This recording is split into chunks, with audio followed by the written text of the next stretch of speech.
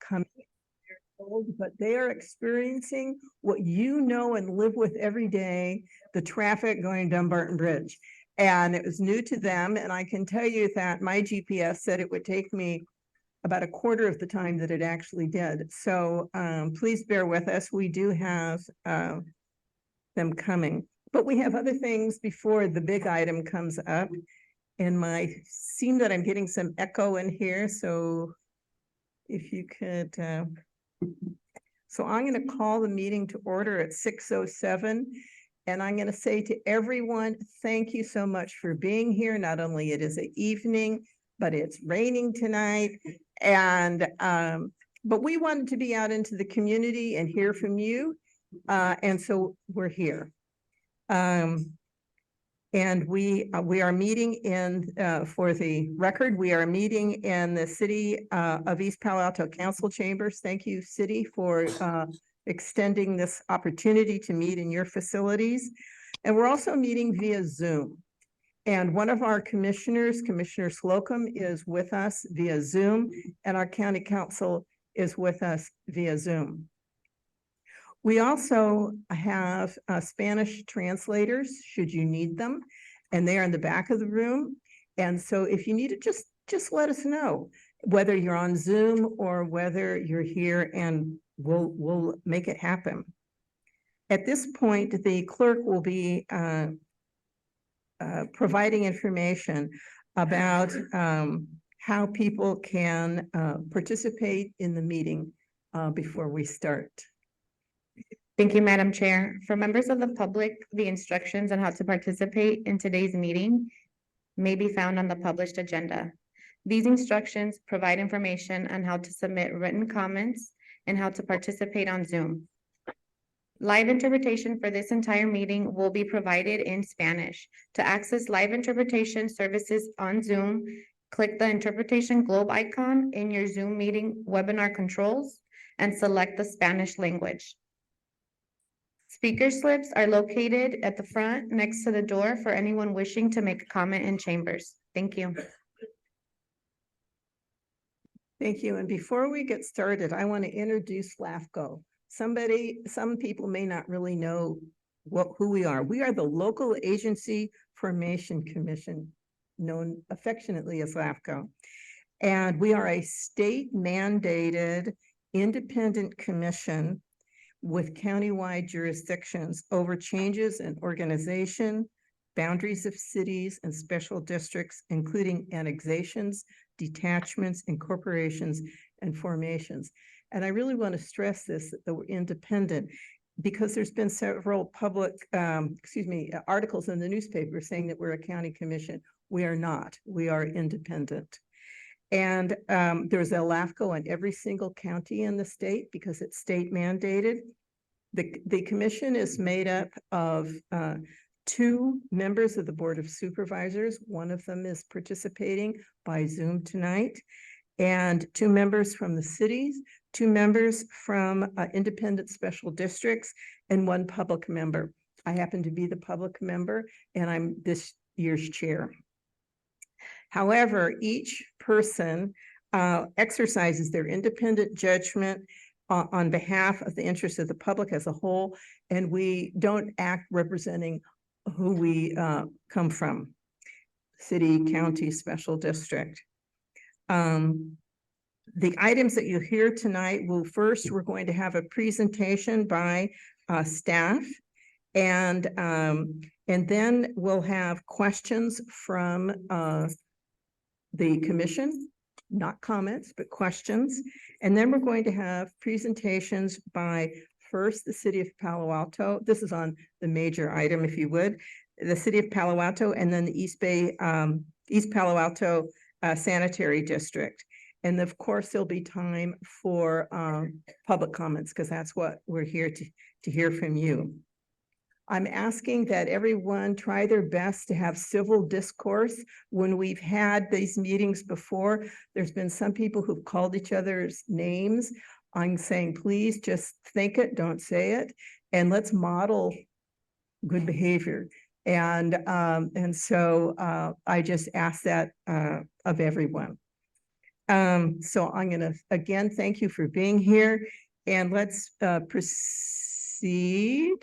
If you're ready, if you could please start with roll call. Commissioner Big Stick, Present. Commissioner Chen Corrali, Present. Commissioner Slocum, Yes, I'm here. I'm sorry I'm not there in person, but a contagious illness prevents me from attending in person tonight. Thank you.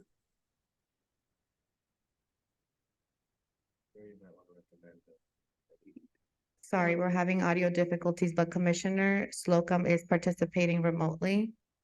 Then Commissioner Slocum, if you get as close to your mic as possible, that would be great, because we had a hard time hearing you, but he's present.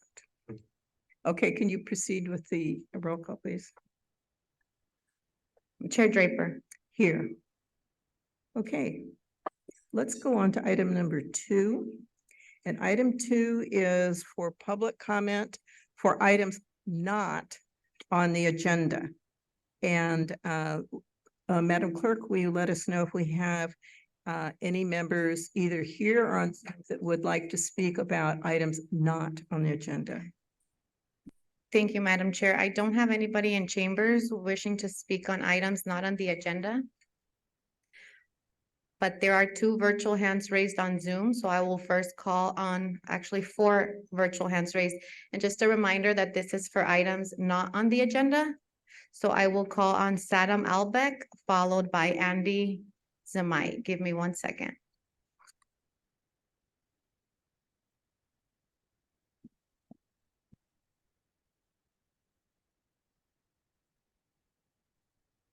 Go ahead. Good evening. My name is Sandam. Oh, give us 1 second. Sorry, we cannot hear you in the room.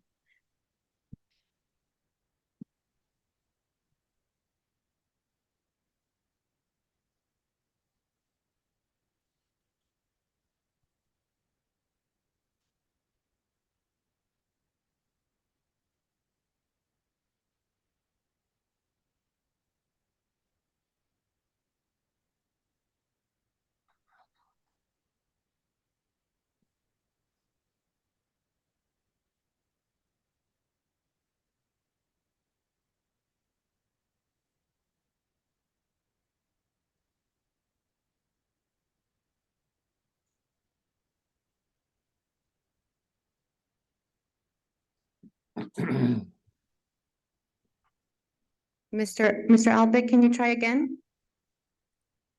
Test, test. Can you guys hear me? Hello? No, I'm sorry. Unfortunately, we cannot hear you. The full room cannot hear you. Hello? Oh, okay. Please proceed.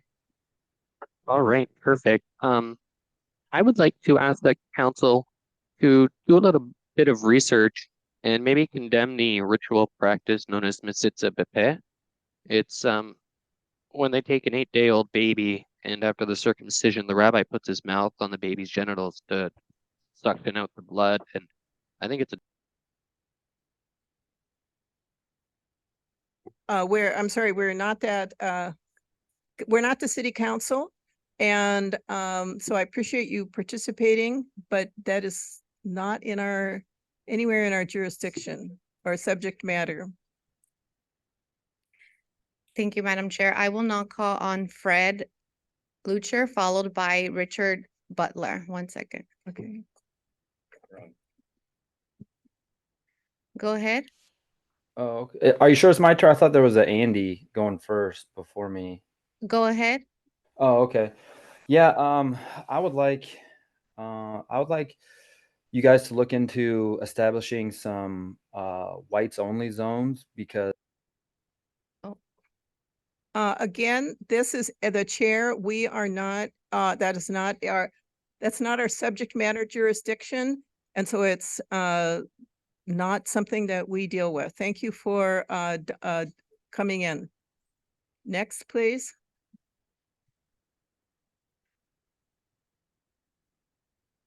I will now call on Richard Butler, followed by Gabe. Mr. Butler, go ahead. Hello there. Can you guys hear me? Yes, we can. Wonderful. So about the zoning, I and city boundaries. Can we get a whites only city with no Jews? Okay, so again, this is not our subject matter jurisdiction, and we will move to the next speaker.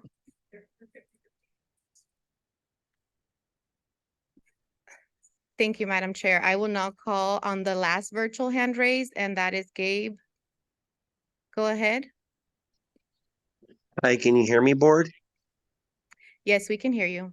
Hi, I was just wanting to comment and say that the Jews did 9/11 and fuck Okay, niggers. that we are not, cut that off, please.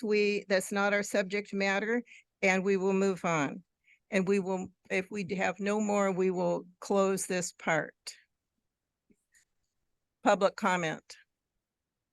This is on items not on the agenda, Madam Chair, we do have one last virtual hand raise that just came in. I'll and leave that up to your discussion. I think we will move on. And I want to say this is the type of thing that I was asking us all to be good citizens and respect everybody. And so we did have an item not on the agenda, but we need to move on now. I think I need a moment now. Let's see. We are now moving on to item 3, which is the consent calendar. And this is approval. The 2 items on the consent calendar are the action minutes of October 25th and consideration of LAFCo file number 23-10, proposed outside service agreement for water by the city of Redwood City to parcel 2 of 909 Hillcrest Drive in Redwood City. Do we have a motion? So moved. Do we have a second? Second. Okay, Jerry, if you would call roll call, please. Thank you. So that was a motion by Commissioner Chencarelli and a second by Commissioner Big Stick. Commissioner Big Stick, Yes. Commissioner Chencarelli. Aye. Commissioner Slocum, Yes. Chair Draper. Yes. Thank you, Chair. Motion carries. Okay, thank you. We are now going to start with item 4. And item 4 is the consideration of LAFCo file number 22-09-1, the City of East Palo Alto proposal to establish the East Palo Alto Sanitary District and Independent Special District as a subsidiary district of the City of East Palo Alto. And 2, East Palo Alto Sanitary District alternative application to retain the district's governance model, amend its sphere of influence to be coterminous with its geographic surface boundaries, and remove the district's territory from the SOI of the West Bay Sanitary District. And we're going to start with a presentation by staff, please. Thank you, Chair. So yes, item 4 is the consideration of file number 22-09, a proposal to establish the East Palo Alto Sanitary District as a subsidiary district of the City of East Palo Alto, and the alternative application received from the East Palo Alto Sanitary District, or EPASD. It was slightly covered in the introduction from Chair Draper, but the San Mateo Local Agency Formation Commission, or LAFCo, is a state mandated independent agency with countywide jurisdiction over changes in organizations and boundaries of cities and special districts, including annexations, detachments, incorporations, and the formations of agencies, such as the formation of a subsidiary district. And one of LAFCo's main goals, as stated in the statute from the state legislature, is that LAFCo encourages the efficient delivery of government services and the orderly formation of local agencies. The East Palo Alto Sanitary District, the agency subject to the proposal tonight, was originally formed in 1939. It was created to provide sewer services to then an unincorporated area of both the portions of East Palo Alto and the city of Menlo Park. The city of East Palo Alto was incorporated in 1983. The city provides a range of service, including police, park, recreation services, land use, public works, and domestic water services. Since the incorporation of the city in 1983, several former special districts which provided services in this area have since been dissolved, by the county or LAFCo, and those services have been transferred to the city. Also for the record, please note that Commissioner Martin has joined us. This is a map of the city of East Palo Alto, the East Palo Alto Sanitary District, City of Menlo Park, and then the West Bay Sanitary District service area. The city's boundaries are in pink. The district boundaries of East Palo Alto Sanitary District are that purple dashed line. The City of Menlo Park is in green, and then there is a hatched line that might be a little bit difficult to see on the screen, which is the service area of the West Bay Sanitary District. Approximately 92% of EPASD residents reside within the city of East Palo Alto. And there's about 26,000 residents of EPASD and approximately 30,000 residents of the city of East Palo Alto. In 2021, LAFCo initiated a municipal service review, or an MSR, for the city, East Palo Alto Sanitary District, and the West Bay Sanitary District, or WBSD. The MSR was at the request of the city of East Palo Alto and developers after efforts to come to an agreement regarding sewer system improvements and costs were unsuccessful. The MSR was adopted in June of 2022. Hold on 1 second. I got my camera.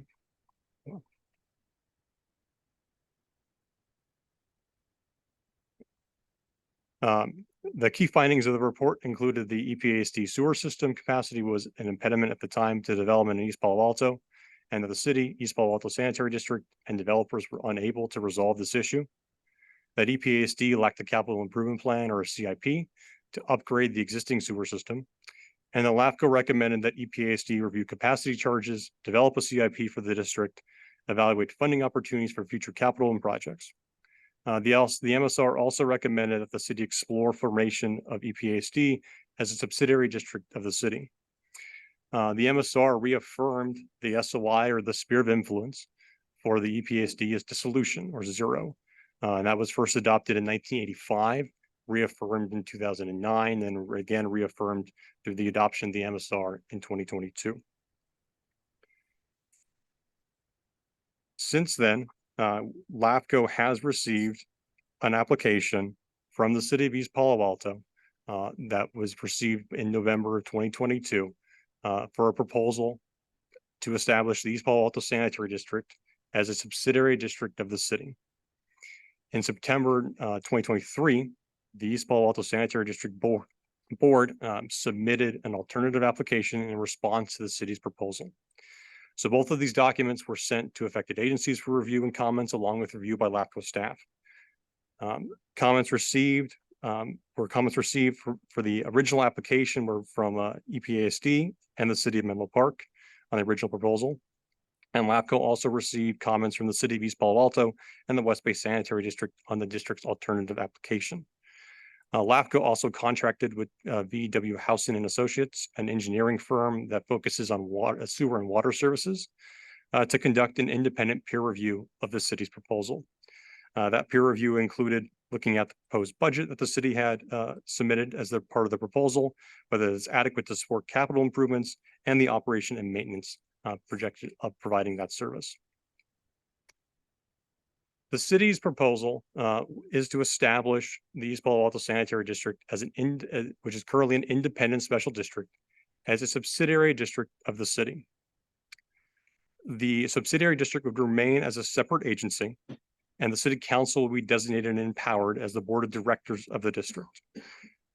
As I had mentioned, the revenue collected by EPASD would remain separate from the city's general fund and can only be used for sewer operations and maintenance and services that are provided by EPASD currently. The proposal to form the subsidiary district would not alter the boundaries of EPASD or the sewer services currently provided by the district. So what is a subsidiary district? As defined by state law and government code sections 56078, which is a section that governs LAFCO's and LAFCO's law, a subsidiary district means a district in which a city council is designated as the board of directors of a district.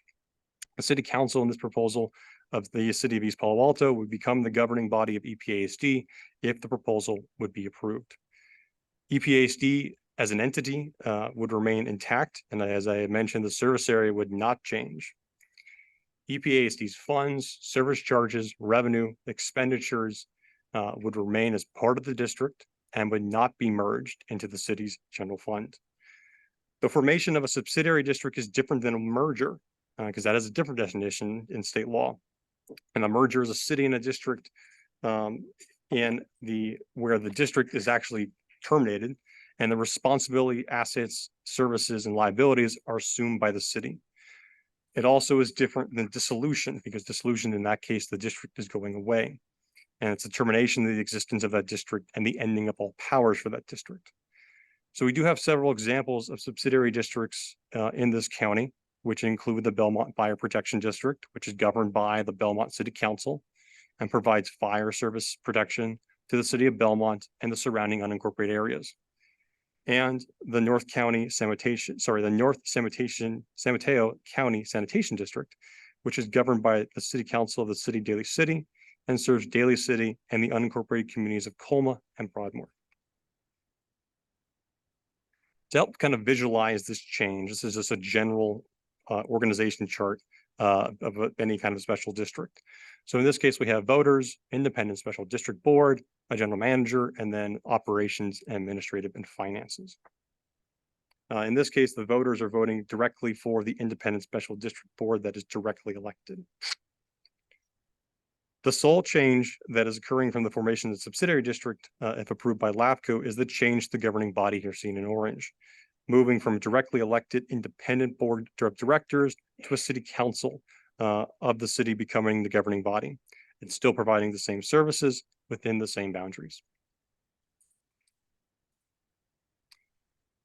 The city states that the proposal would provide for a more efficient operation and coordination planning for sewer service, allow for infrastructure and capacity to accommodate for planned growth, and to improve transparency, accountability, and environmental health to meet the current and future needs of district ratepayers.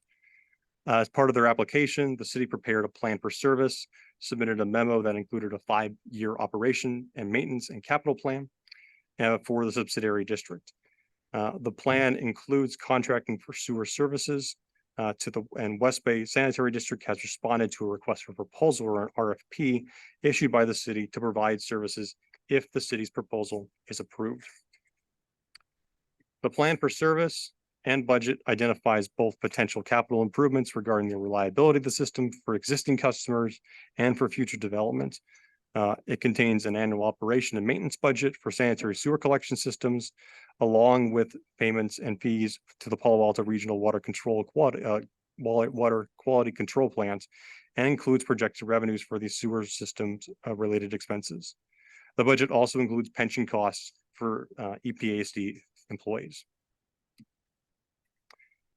Government Code Section 56001 provides some assistance to the legislature's priorities as it is to get district governance.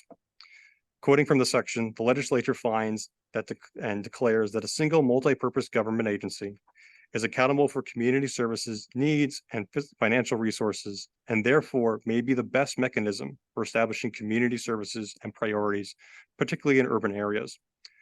Nonetheless, the legislature recognized the critical role of many limited purposes agencies, particularly in rural communities. The legislature finds that whether government services are proposed to be provided in a single purpose agency, several agencies, or multi-purpose agencies, that responsibility should be given to the agency or agencies that can best provide the service. There are several factors also for the commission to consider that are stated in Section Code 56668. We'll talk about a couple of those now on this slide and then have a discussion about more of them here in a moment. The first is growth and development in the city and the East Palo Alto Sanitary District service area. The city's general plan is preparing for a projected population and job growth. They have several projects in the pipelines that estimate adding over 800 multifamily residential dwelling units and over 1.7 million square feet of office and commercial space, which equates to about 4,000, which equates to almost 5,000 jobs. There also is those 800 residential units, which are anticipated to be completed by fiscal year 2028. The city is also updating the Ravenswood specific plan to allow potentially between 2 to 3 million square feet of commercial uses and up to 1,600 residential uses. the cost to provide services and the adequacies of those services. To review that, the city submitted a plan for service and a proposed 5-year budget.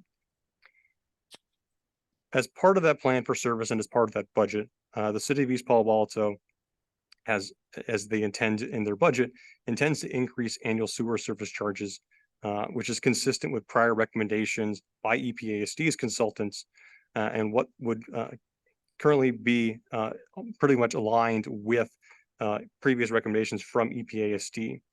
The city plans to increase sewer service charges 5% annually through the end of fiscal year 2029.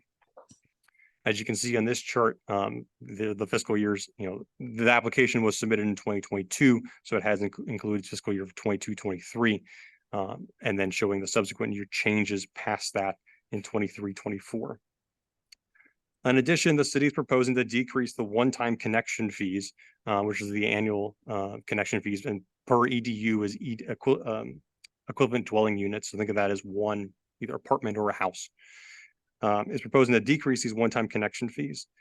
The city anticipates that those rates adjustments will provide funding for both capital improvements to address existing system deficiencies and expand for new capacity for new development. By adjusting the one-time connection fees at approximate and bringing back the older charge of $6,660, the city expects development to resume in coordination with their land use planning vision. This chart has a lot of information on it, so I'll just briefly summarize it. But the city's proposed budget also covers expenditures that include salary and benefit costs, the contract sewer maintenance services or O&M, annual treatment costs from the Palo Alto water quality control plants, capital improvements for both existing systems and future development, and debt service. The proposal anticipates utilizing portions of the existing reserve funds for improvements to the existing system, and the proposed budget also includes pension costs for current EPASD employees. One thing that I would like to highlight on this particular slide is that the city's projected revenue related to connection fees. The city's projecting only $200,000 in revenue in 2023-24, and then in subsequent years, $4.7 million and $3.8 million before revenue drops to zero. Connection fees are intertwined very tightly with new development, and as new customers connect to the system, they pay this fee. However, as development can go in cycles, revenue for connection fees can vary from year to year. In the last year of the 5-year budget, even the connection fee is at zero. Expenses related to the capital costs and operations are still able to be funded because there is an increase of revenue in sewer service charges, which is a stable source of revenue, and through the use of reserve funds. So again, the proposal would change the governance, and it would transfer that governance from the East Palo Alto Board of Directors to the City Council of East Palo Alto. One of that particular changes, though, is that voters within the Menlo Park portion of EPASD service area would not be able to directly vote for EPA's board members if the proposal was approved. Menlo Park EPASD customers would be able to continue to voice their concerns and protest rate increases as they currently do, which is allowed by state law under Prop 218. As a condition of approval in the resolution, which is attachment A of the staff report, the city of East Palo Alto, acting as the future board of directors of EPASD, shall submit a plan to LAFCo for the establishment of an advisory committee to the subsidiary district within 90 days of the issuance of the certificate of completion for LAFCo. The advisory committee shall advise EPASD board of directors on items concerning the district's administration, legal, operational, maintenance, and fiscal affairs, and shall include at least one reserve seat for a resident of the city of Menlo Park portion of the district to ensure continued engagement with all EPASD ratepayers and customers. As originally adopted in 1985, reaffirmed in 2009 and 2022, EPASD's SOI is dissolution or zero. Governance options as recommended both in 2009 and 2022 MSRs include the formation of EPASD as a subsidiary district to the city or dissolving EPASD and annexing the area to the West Bay Sanitary District. The proposal that the city has submitted is consistent with those two adopted MSRs. LAFCo contracted with VW Housen and Associates, an engineering firm, as I had mentioned, that focuses in sewer and water services, to conduct an independent peer review of the city's proposal. The reason for this peer review was to ensure that the proposal aligns with industry standards and best practices, and that the proposed budget is adequate to support the CIP and O&M expenses. LAFCO staff provided VW Housen with the city's application packet, supporting documents from EPASD that are referenced in the peer review memo, which is also an attachment to the staff report. Highlighting some key findings from the report, the city proposed budget plan addresses the highest priority near-term capital needs of EPASD, and that those improvements could probably occur within the proposed 5-year timeline. The proposed budget is sufficient to cover CIP and O&M costs. However, the city may have underestimated some construction costs in their budget. However, the district's master plan, which was then being utilized by the city's consultants when they put together the proposed budget, may overstate replacement needs for new development, and there could be a balancing of those overall costs. There also was a discussion about surcharging and what that means. And I wanted to kind of describe what surcharging is and what we looked at in the peer review. So as part of the plan for service allows for surcharging conditions, and the consultant Vivian Housen confirmed that there is no such industry standard or criteria specifically for surcharging. So surcharging means when sewer pipes, or it occurs when sewer pipes when there is more water moving through the pipes than available capacity. Pipes fill to capacity, and then the excess flow rises into the manholes on either ends of these pipes. And that amount of water that rises to the crown or the top of the pipe is called surcharging. So per the peer review, each sewer service provider must identify the acceptable level of surcharging or no surcharging based on the system and the agency approach to managing the risk of the system. Per EPASD proposal, the collection system would be allowed to surcharge with a freeboard below the manhole cover, meaning the water is not overflowing into the streets. This is consistent with EPASD's 2015 master plan and achieves the goal of preventing sanitary sewer overflows. Based on the available information, the consultant was not able to conclude what an appropriate level of surcharge was for the district system. The consultant also noted that EPASD's 2021 amendment to their district master plan had identified $26 million in improvements over a 15-year timeline. Although the CIP for the city's budget only includes $10.8 million to complete it over a 5-year timeline, the consultant found that the plan addressed the highest, as I had mentioned, the highest priority near-term capacity projects, and that those improvements could reasonably be occurring within the proposed 5-year timeline. Regarding comments that were received to the original proposal from the city, excuse me.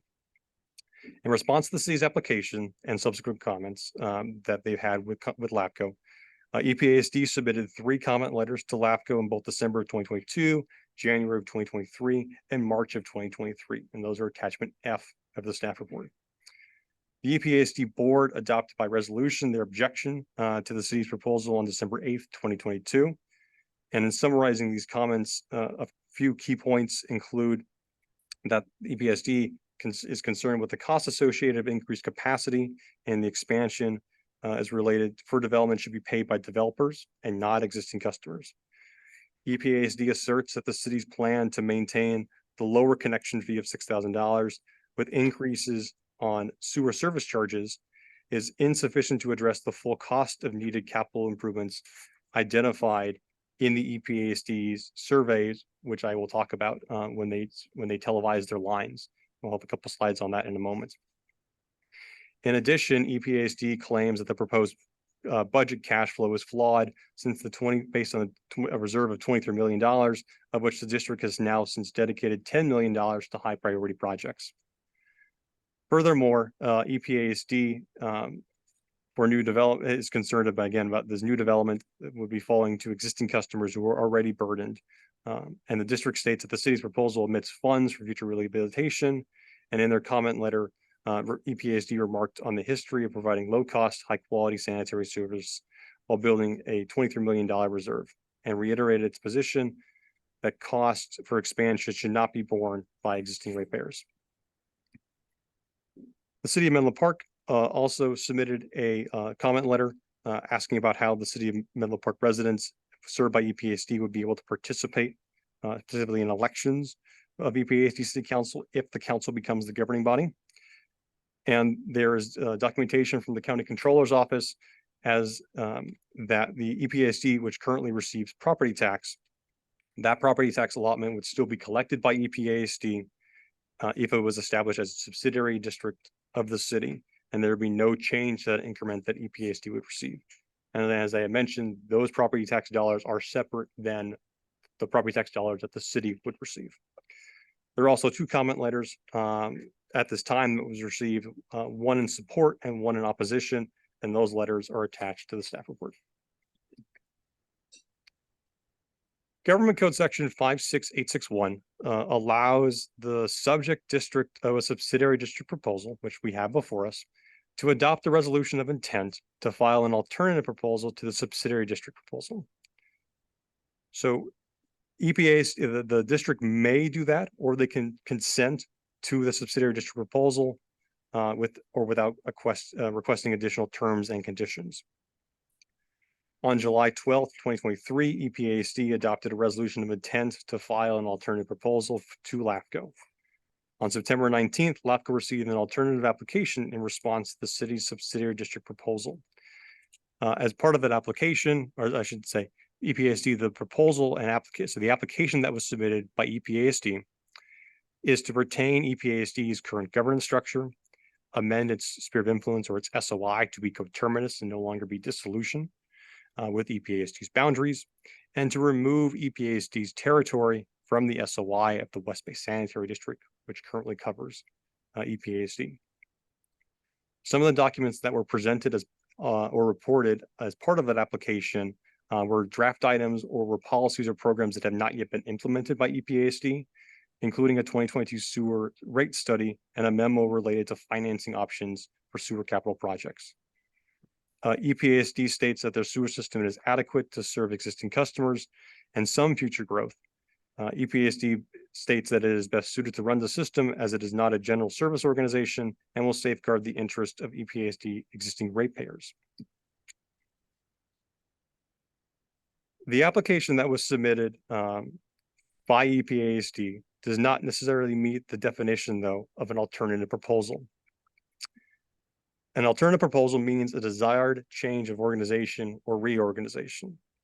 As defined by LAFCo law, a proposal, as I had mentioned, is a change of organization or reorganization, and the change of organization is defined under law that lists several actions relating to governance changes. A subsidiary district is such one, or an annexation, or the merger between a city and a district. A request for an amendment to an SOI is considered a mere application and does not amount to a change of organization or reorganization, as the SOI amendment does not impact the governance structure or the boundaries of EPASD. EPASD stated that the alternative application is necessary to keep the existing structure of the district. However, with or without the district's alternative application, the choices before the commission are either to approve the city's request to establish EPASD as a subsidiary district of the city, or to deny the city's request and maintain status quo with EPASD remaining as an independent special district. The submission of an alternative application to retain the existing structure was not necessary to preserve it. The district's current SOI of dissolution was, as I had mentioned, was first established in 1985 and reaffirmed in 2009-2022. It should be noted that the dissolution designation does not preclude EPASD from continuing to deliver sanitary services to its customers, and it has been doing so since the SOI in 1985.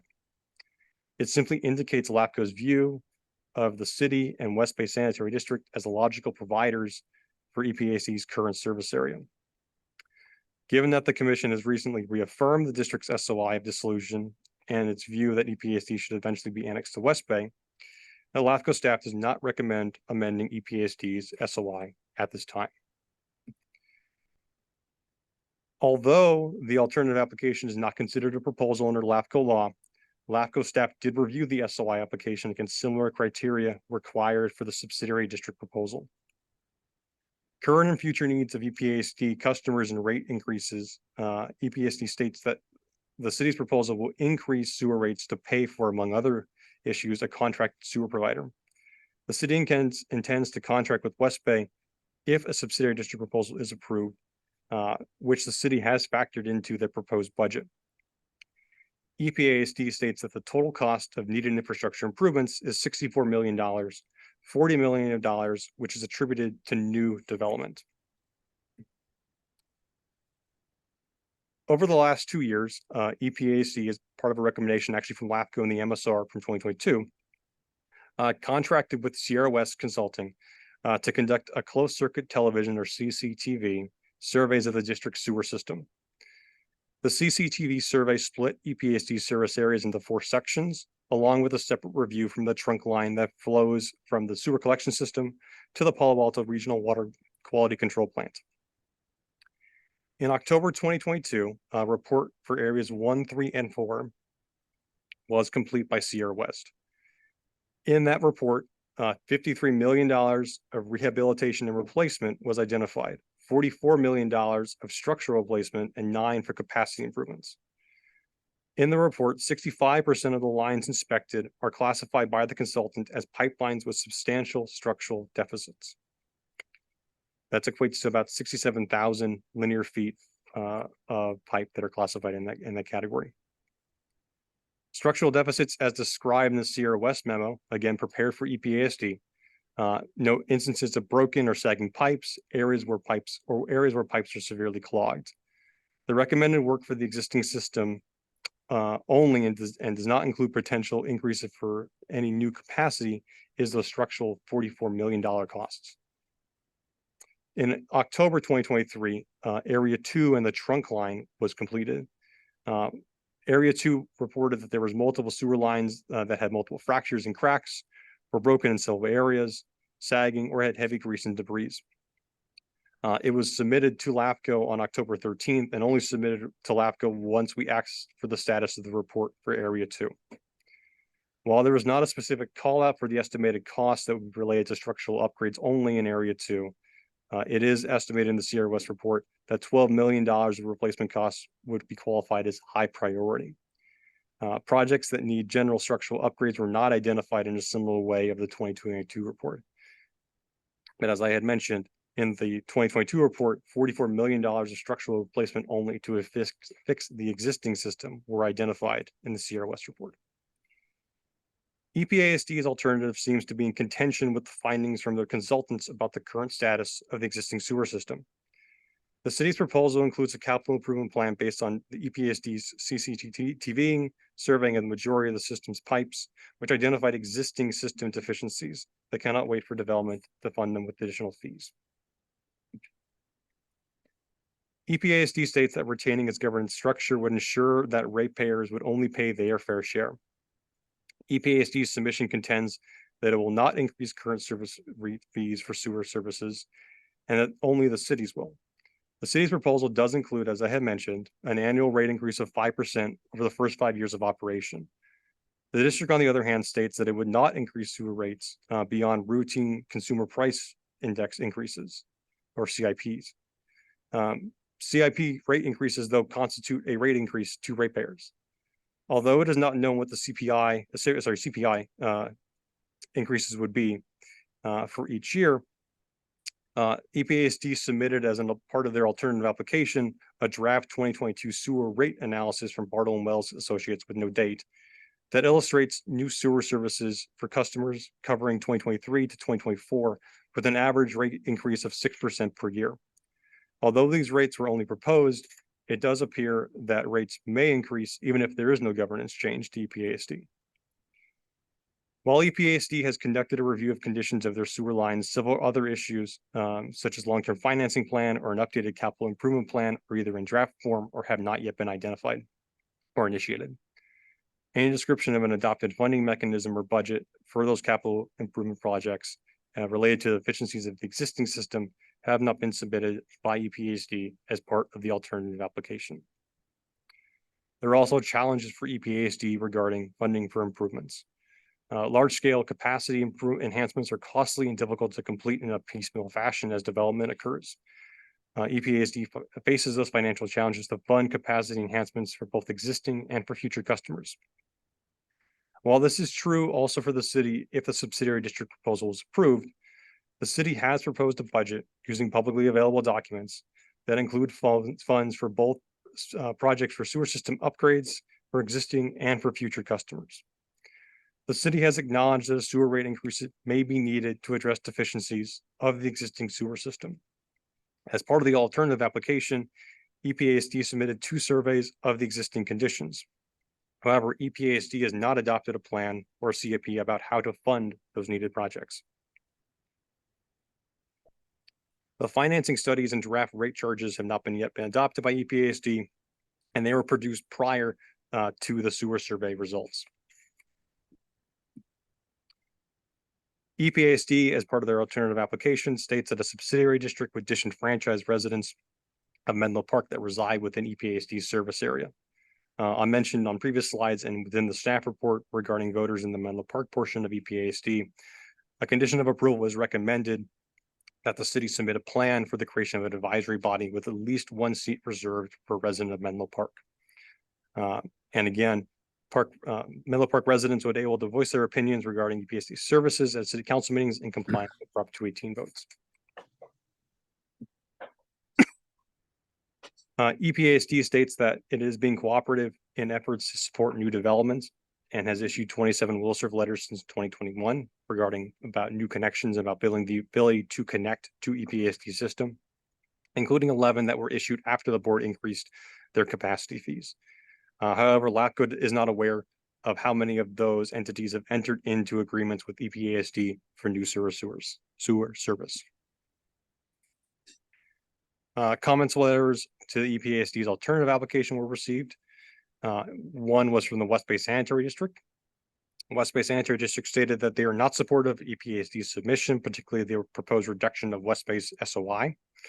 They are supportive of the recommendations of the 2022 MSR to either create EPASD as a subsidiary district or annexation of EPASD to West Bay. West Bay's general consensus at their board was to support the city's proposal. The city of East Palo Alto also submitted a comment letter on the alternative application. The 2 Sierra West studies for EPASD, their comments note that the 2 studies from Sierra West studies for EPASD indicate that there are significant structural deficits within the existing system that would need to be addressed with or without new development. Based on the amount of structural and capacity upgrades required, additional revenue will be needed.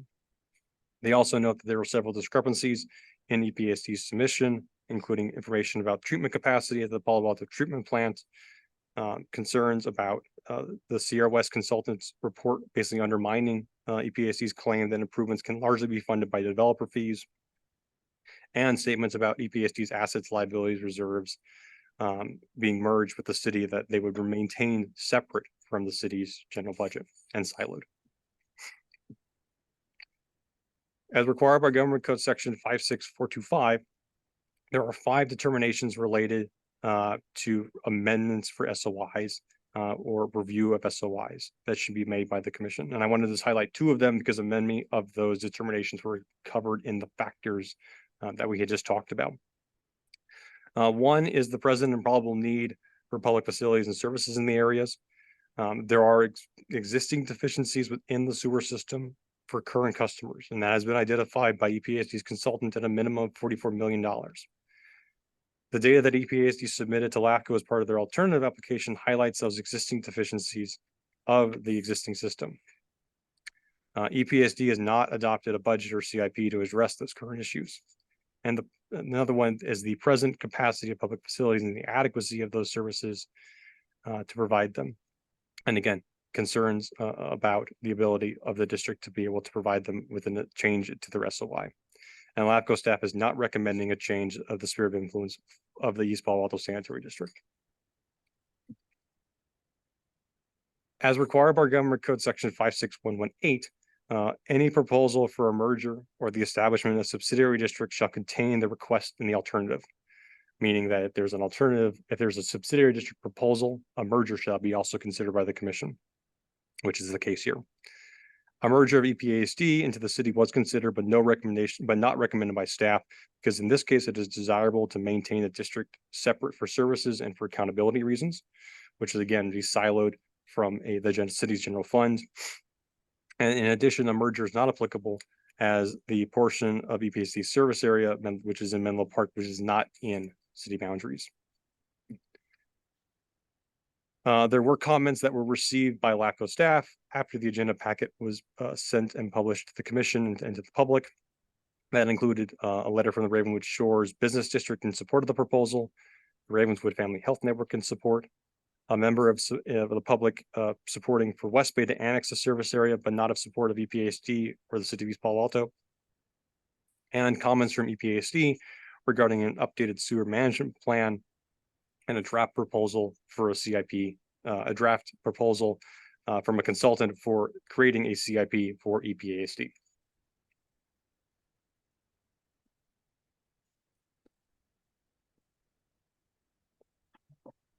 The proposal before the commission is a change of organization for EPASD in which the governance structure will be altered so that the city council of the city of East Palo Alto would sit as the governing body of EPASD. EPASD alternative application makes the case for the district to retain its governance structure and amend its SOI so that it's coterminous with its existing surface area. LAFCo staff recommends approval of LAFCO file number 22-09, the proposal to establish the East Palo Alto Sanitary District as a subsidiary district of the city of East Palo Alto. Staff makes this recommendation based on the factors that were considered for this proposal and the alternative application. The city's proposal aligns with state policy preference as a single multi-purpose government agency for urbanized areas. For example, the city of East Palo Alto to provide municipal services. While a subsidiary district would maintain EPASD as a separate entity from the city, a subsidiary district model adheres to the intent of the state legislature. Furthermore, the establishment of EPASD as a subsidiary district to the city aligns with the governance options outlined in the MSRs adopted in 2009 and 2022. The recommendation from staff is also based on the following reasons. The wastewater system planning could align better with the city's envisioned land use planning and established master plans, that the city could address and balance infrastructure requirements and funding options and developer requirements to facilitate needed new housing, job, and municipal revenue to improve public services. The organizational and management structure of the city may provide enhanced wastewater service and will remove a layer of government which would enhance efficiencies and enhance the ease of use for constituents with a single provider for services. As stated in the 2022 MSR and stated in the proposed application and the proposal from the city has more resources that it can leverage to bring state and federal funds to sewer service related projects and could do so more efficiently without coordination among multiple agencies and multiple boards. The city's proposed 5-year operational and capital budget includes improvements for both the existing system and capacity improvements for development. Sewer rate charges for existing customers and connection fees will be utilized where appropriate and allowed for by law to fund these sewer systems and improvements. In review by LAFCo staff and by LAFCo's peer review engineering consultant, the proposed budget put forward by the city is largely adequate to fund those proposed improvements. The city's budget also recommends increases both the sewer rate charges and connection fees, and that will allow for balancing between the needs of improvements and the existing system, which benefits existing customers, and new infrastructure needed for future development projects. The consideration of the increased sewer rates is important as approximately, again, $53 million in improvements to the existing system have been identified. If new development is delayed, does not occur, or does not have an impact on the portion of the existing sewer system that requires upkeep, revenue from sewer service charges can be utilized to repair and replace the existing segments of the sewer system that are deficient. Overall, the city's proposed budget and improvement plan will best serve the needs of the community while protecting the health and safety of their residents and ratepayers. The district's funds, service charges, and revenue and expenditures related to the provision of sewer services will remain as part of the subsidiary district and do not be merged into the city's general budget. Funds and revenues collected by the subsidiary district will only be used for sewer service related charges and functions. And the sewers in the subsidiary district will remain legally distinct from the city.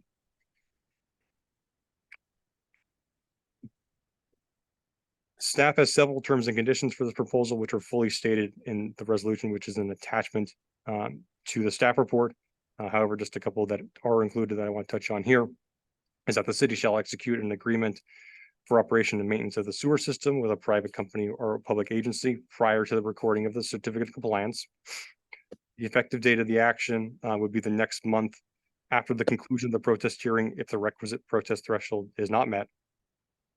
The effective date for the East Palo Alto Council shall be designated and empowered to act as the board of directors upon that effective date, and that EPASD shall continue in existence with all powers, rights, duties, obligations, and functions provided by the district principal act that formed EPASD.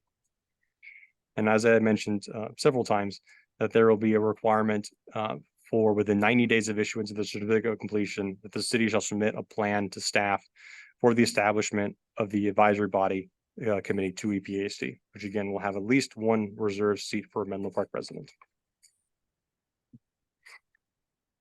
On November 10th, 2022, the city filed a notice of exemption regarding the creation of a subsidiary district under CEQA guidelines 15320, which allows for an exemption when change in organization of local agencies does not change the geographic area in which previously existing powers were exercised. Staff recommends that the commission determine that the city's proposal and LAFCo's action on the proposal is exempt from CEQA under the CEQA guidelines of section 15320. A specific example cited in that statute is the establishment of a subsidiary district. Public noticing regarding this hearing was mailed and emailed to affected agencies and interested parties. Public notice was published in 1/8 ads in the San Mateo County Times, the Almanac, and the Palo Alto Weekly at least 21 days prior to the hearing. Notices were published in both English and Spanish, and notices of the public hearing were also published on the San Mateo LAFCo website in English, Spanish, Chinese, Samoan, Tagalog, Tongan, and Vietnamese. The LAFCo staff report, city proposal, EPASD's alternative application, comment letters, peer review, and attachments are all available on LAFCo's website. The recommendation from staff is to open the public hearing and accept public comments. By resolution, approve LAFCO file number 22-09 proposal to establish the East Palo Alto Sanitary District, EPASD, as a subsidiary district of the city of East Palo Alto, subject to the terms and conditions. Determine that LAFCO file 22-09 is exempt from CEQA per CEQA guidelines 15320, and direct staff to file a notice of exemption. And one additional recommendation that is added to the slide is to delegate to the executive officer the authority to conduct the protest proceedings. I'm happy to answer any questions, and Vivian Housen from VW Housen is also available via Zoom. Thank you. Thank you, staff. I'm going to ask if the commission has any questions of staff, and this is just questions, not comments at this time. And I'm going to start with Commissioner Ciancarelli and then just go on down. And if you have a question. Yeah, Rob, thanks so much for a really good and thorough report. And I also want to thank everyone who submitted comments, and actually even the East Palo Alto Sanitary District for submitting the alternative proposal. It just everything that you've tried to do, all of y'all collectively, is, you know, basically showing that you care about what happens in your community. So thank you. So I have a question for you, Rob. This is a very long report, and we actually had this in a previous agenda when this was supposed to be discussed a couple months ago. But the new item that the new information that we got was the alternative proposal from the EPA Sanitary District. So when I saw that, I wasn't sure. I was looking for like any kind of solution that they would offer as well. And so, and I didn't see that, but I may have missed it. The report was so long, but I did read this I read this a couple times.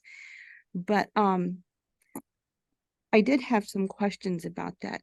Was there so, and I have these down on my computer or my phone. So, do you know what the district has done with the sewer connection fees that they've collected from the public over the last 10 years? That's one. I have a few questions, and so I don't know if you want them all.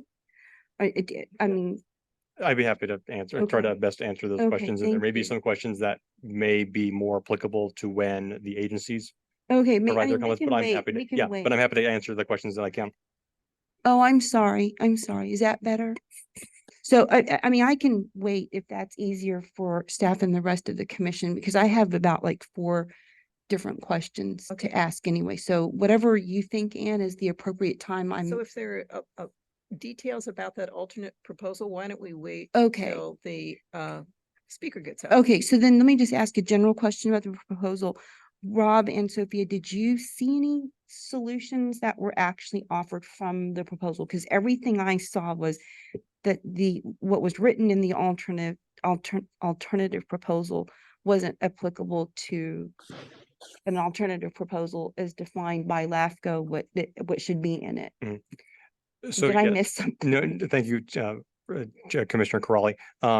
So yes, the alternative proposal, which in LAFCO's view is not considered a proposal, it's considered just an application, just consists of a sphere of influence amendment change. And that is not a change in governance, and essentially is status quo. Again, as I had mentioned, the commission has that option under the original proposal submitted by the city to deny that proposal if they so choose. And that would essentially be very close to what what EPASD is proposing in their alternative application. In there, the district did not provide either an adopted CIP or adopted budget for how those deficiencies identified in their consultant reports were going to be addressed. So again, those Sierra West TVing lines, which total about $44 million of deficiencies for existing customers and then 9 million for new development. There was no funding mechanisms that were described, or if they were described, there were documents that were submitted to LAFCO as part of the alternative that were drafts or presentations, but not adopted by the district. So it's not clear to LAFCO staff about what the status of those are or what other funding mechanisms they are going to put in place to address those existing deficiencies. Where on the city, they did identify mechanisms in their CIP, or at least those 5-year budget, about how those would be addressed through rate increases, through the use of reserve funds. One last question. So, one of the things that I did kind of get a little bothered by was the representation of the lack of for the Menlo Park residents who live in the district. So the suggestions that are in the report, I think I also saw in a previous letter from East Palo Alto, like on page 112 in the report, something like that. So the city of Menlo Park was also concerned, and they obviously commented about that. But did they offer a solution for that too? Because I was trying to think about that as well. I mean, I know that there was a suggestion to add someone on the advisory in more of an advisory capacity. But I mean, there is a city council member in that district that would cover this area. I mean, did we hear from the city of Menlo Park or even from their council about the possibility of having, and I think that's District 5 in the city of Menlo Park, maybe their council member also to be on this advisory committee? We received the one comment letter about the question from the city of Menlo Park, but we didn't receive any additional follow-up responses or suggestions from the city. So I do not know if they have any other additional thoughts. They were sent the alternative application and obviously any kind of correspondence that we had with them. But that was really the question. And you are right that the terms and conditions have a condition of creating the advisory body with at least one representative from Menlo Park, the BAC service area Menlo Park being on that body. Right. And that's at least one, so it could be more than one. Yes. Okay, thank you. Commissioner Big Stick? Thank you. And I have at least 5 questions that might have branches. So if at some point you need to cut me off to get to other people, please do. And to follow on to Commissioner Corrali's question for a moment, for those who maybe haven't read the entirety of the report, essentially the letter from Menlo Park was something to the effect of, if we make the change, please make sure we have one of our public works staff join in, right? It was a question about what the residents would, there was 2 parts to their comment letter.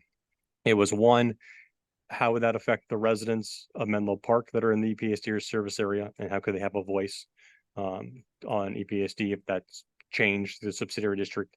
And then it was the second part of, if this change does happen, to make sure that the city coordinates through the subsidiary district with the city of Menlo Park for any infrastructure changes that or upgrades that are occurring within the Menlo Park boundaries. Thank you. And then let me get 2 quick apologies out of the way, one of which being to you, because this has been a very busy week for me. And while I had time to review material, I did not have time to send you questions in advance, as normally is my preference. The other apology is to the fine folks of the East Palo Alto Sanitary District. The first 2 questions may come off as snotty. If so, that's not my intent. I'm merely trying to get a sense. And the first question being, did I hear you right that there's no capital improvement plan coming from East Palo Alto Sanitary District at this time? And I did note the November 13th letter we received that seemed to suggest a draft plan might be in development, but. Correct.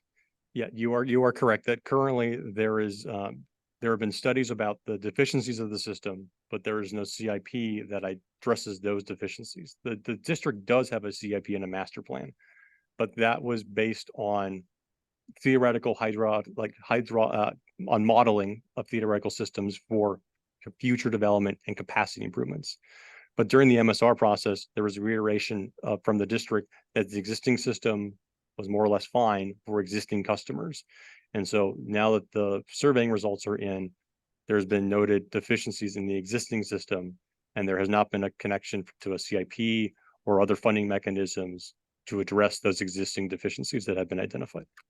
This next question might be one for East Palo Sanitary District, but I wanted to see if you have an answer first. And that question is, do you happen to know how the wastewater plant did during the last rainy season when we had the 13 atmospheric rivers come through?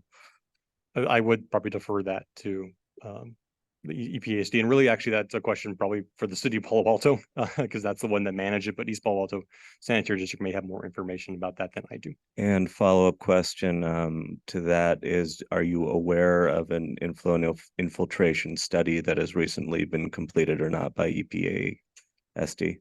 They have submitted a sewer management plan to the state. I don't know of a specific infiltration study about that. That might be, again, a question that I would probably defer to EPASD to discuss. Okay. Getting away from that, if there were to be if they were to be made a subsidiary, the protest procedure for rate increases, I believe in my city, the way it goes is essentially 50% plus 1 of the customers served, or what it takes to successfully protest a rate increase. Would it be the same if they were to be made a subsidiary, including the Menlo Park folk? I am not a lawyer on Prop 218, but I will say that the EPASD would still be subject to the same laws that they are now related to any kind of rate increases or changes in fees or capacity studies. So they would be under those same applicable laws that EPASD has to follow at this current time. Chair, I have 2 more. Am I okay to keep going? Thank you. Does EPASD have to accommodate development? So if a house has been approved, does EPASD have to provide connection? Again, for that particular question, I would defer to EPASD about how their development standards are and what is required for connections. I'm not aware generally of a law that says if you're within a district that you're permitted a connection. You have to do various steps to be able to obtain that connection. And the staff from EPASD might have additional information about what the district's criteria is for allowing those connections. The second part of that question, which I won't be surprised if you don't have an answer, and again, I apologize for not asking this well in advance, but I'm aware that cities have regional housing need allotments to accommodate. They have state mandated development that they need to accommodate. My curiosity is as to whether or not this city is harmed, because there's money that comes in from the state, which if they're not meeting the RENA the right way, especially with this last cycle, HCD is said to have an enforcement division that will like monitor the cities and see to it that money is taken away if they're not making a good faith effort to accommodate their housing elements. So my question is, if the development trying to accommodate the state mandated regional housing needs are not accommodated by EPASD, could the city get in trouble because of that? So I would then largely defer that question probably to the city. I will say that my understanding of RENA is the regional housing allocation need that you reference. That allocation is specific to cities and to counties, and there's not necessarily an allocation somehow of development to a specific district. Now, a district may be underlying and serving an area, obviously, that would have to accommodate that need through that city or county. And in the MSR that was completed by LAFCo in 2022, we identified that the lack of connections at the time could impede both development of jobs in the city of East Palo Alto and housing, and particularly affordable housing. And there could be a negative impact then to any kind of compliance with the state for that regional housing allocation needs assessment. Thank you. And final question has to do with if EPASD were to become a subsidiary. It's number 6 on the list of things we're recommending happens if they were to become a subsidiary, the 90-day creating the advisory panel, essentially. It's recommended that we have one person from Menlo Park. The immediate question in my head is, okay, I think I remember that it's about 10% of who EPASD serves in Menlo Park. So if it's one person, the ratio, does that mean you're suggesting a 10-person panel? Are you suggesting a particular number? Are you suggesting that there's a particular ratio that informs how many people are on that advisory panel? Oh, the terms and conditions for that particular item is left with some flexibility to see about, particularly if the city goes about drafting a plan and bringing it to LAFCo staff. It allows them the flexibility of seeing what a good amount of people they could have on a body like that, what the interest would be in the community to be able to have such a body. So there's not a specific criteria for how many overall seats or the particular makeup of that body. It would be in the terms and conditions. It is recommended that there is at least one seat for the Menlo Park residents. And again, there could be more, but it allows the city to be flexible in its proposal that they would then bring to staff to make sure that it meets the terms and conditions if they're adopted by the commission. So in going back to my old days of being a planning commissioner, it always occurs to me to create a very specific condition of approval. In this instance, you're suggesting specifically that stay flexible so that the community can work it out. There's specificity to what the body would probably do, and that there would be creation, and then the resident from Menlo Park, especially we're trying to address that concern of those residents. But the overall structure and makeup of that final body, I would defer to the commission, but the staff's recommendation that does stay flexible to allow the city to propose something that once they have a better sense of taking over the agency and being the new governing body of what the interest is, how they could conduct that advisory body, what the specifics of the advisory body would do, so they can then get a sense of how many people would be on that body. Thank you very much. Thank you, Chair, for accommodating me. Sure. I have a few questions. And just for full disclosure, I'm retired. I've been retired for about 10 years, but before that, I was the community development director for the city of Fremont. And I also I was the deputy I was a deputy operating officer for the Santa Clara Valley Water District. And so I've seen it from both sides, city and special district. And and in both areas, we created plans for resolving existing problems and also future capital plans and also financing plans. I wasn't in charge of them, but I participated in those efforts. But my information's a little rusty, so I'm good to see if I can, if it's still, what I recall still holds true. This has to do with the process for setting fees, not the outcome. But as I understand it, the process is set by state law, and it's the same for a special district or for a city. So there was comments in here that the city or the district would do different things in their process. But as I understood it, by state law, it's the same. Now, the outcome may be different, but the process is the same. Is that correct? Is that still? That is my general understanding, yes. Okay. When there was a particular function where you got a fee for service, and in this case, that's what's happening. In budget terms, we called that an enterprise fund.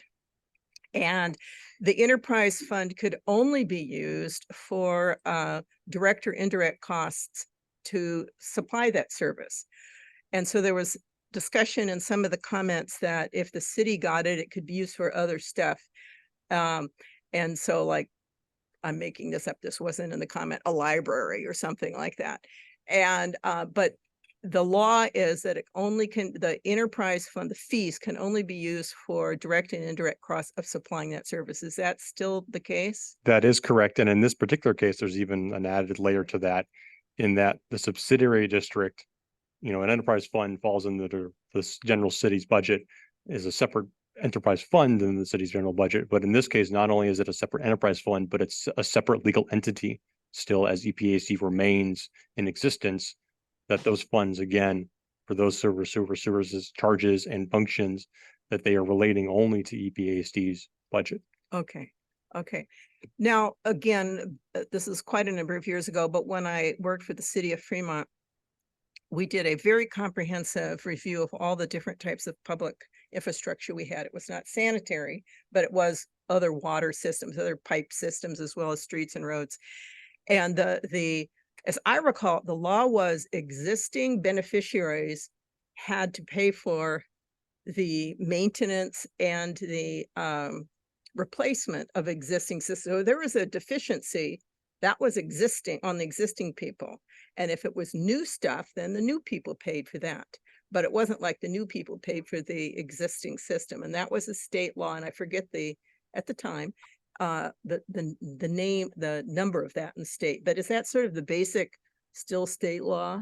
That definitely is, again, kind of, and then there is the caveats of when there's an existing system that has deficiencies, but also is tied to a new development project. There's the blend of how that pays for by new development and for the existing customer based on the benefit that they are receiving. So yes, there is still that calculus that occurs. Because when we first started this conversation, the sanitary district said that their system was just fine. And I kept harping on, but it's an old system, and I got a lot of feedback on that. And so now there's been some review that there is maybe $50 million+ worth of problems with existing systems. So that's something that the existing people would need to fix. Let's say there's no more development. There's still between $50 and $60 million worth of problems. And if East Palo Alto is going to be a safe and healthy place to live, they need to be fixed. Is that correct? That is correct. Okay. That ends my, thank you. So it's still the same after these years. Yes. Yes. You're next, Mr. Martin. I just have one basic question. I walked in when you were giving some of the stats. How many hookups are there in Menlo Park that are part of the district? I don't have the exact number for connections. It's about, if I can pull back up the numbers here, I have the population numbers. Again, the district might have that number offhand. Right.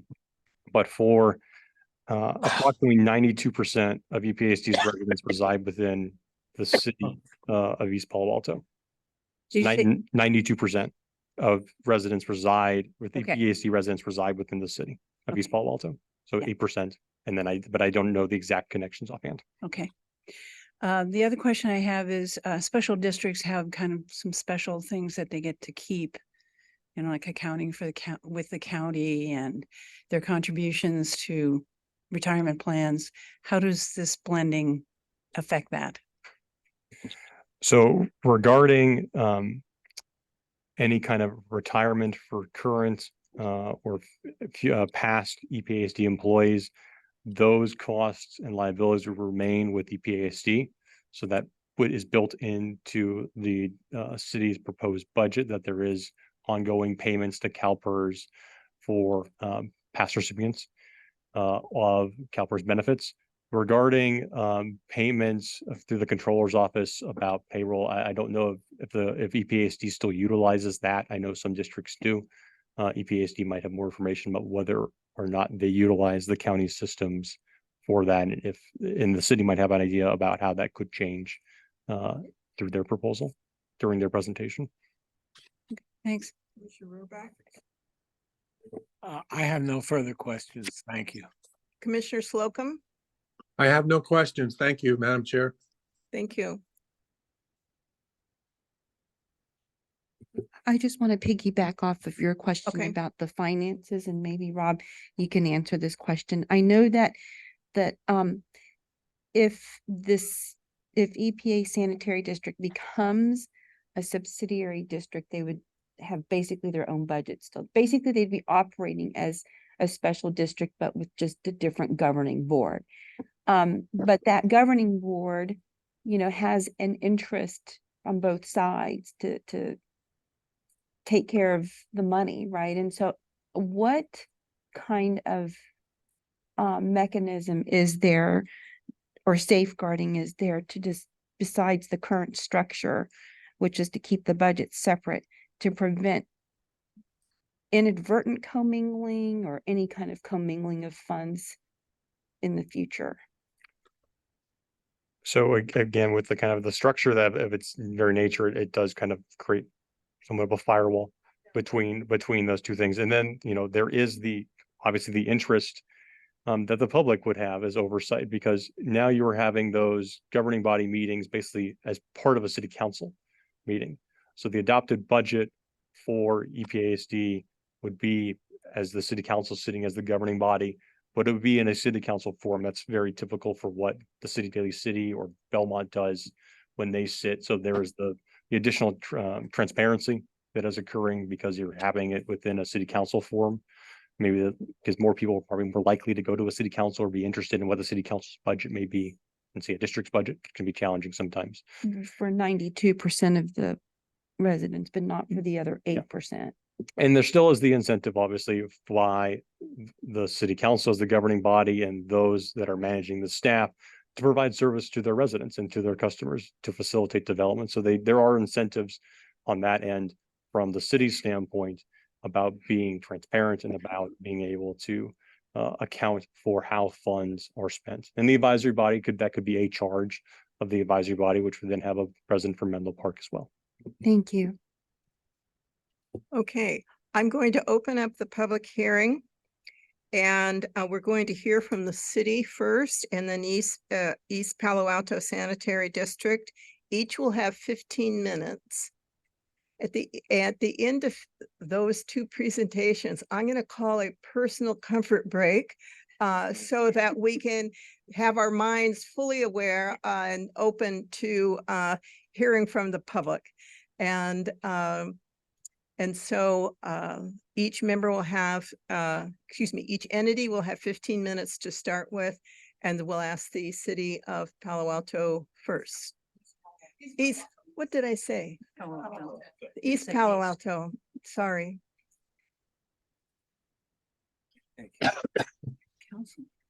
Yeah.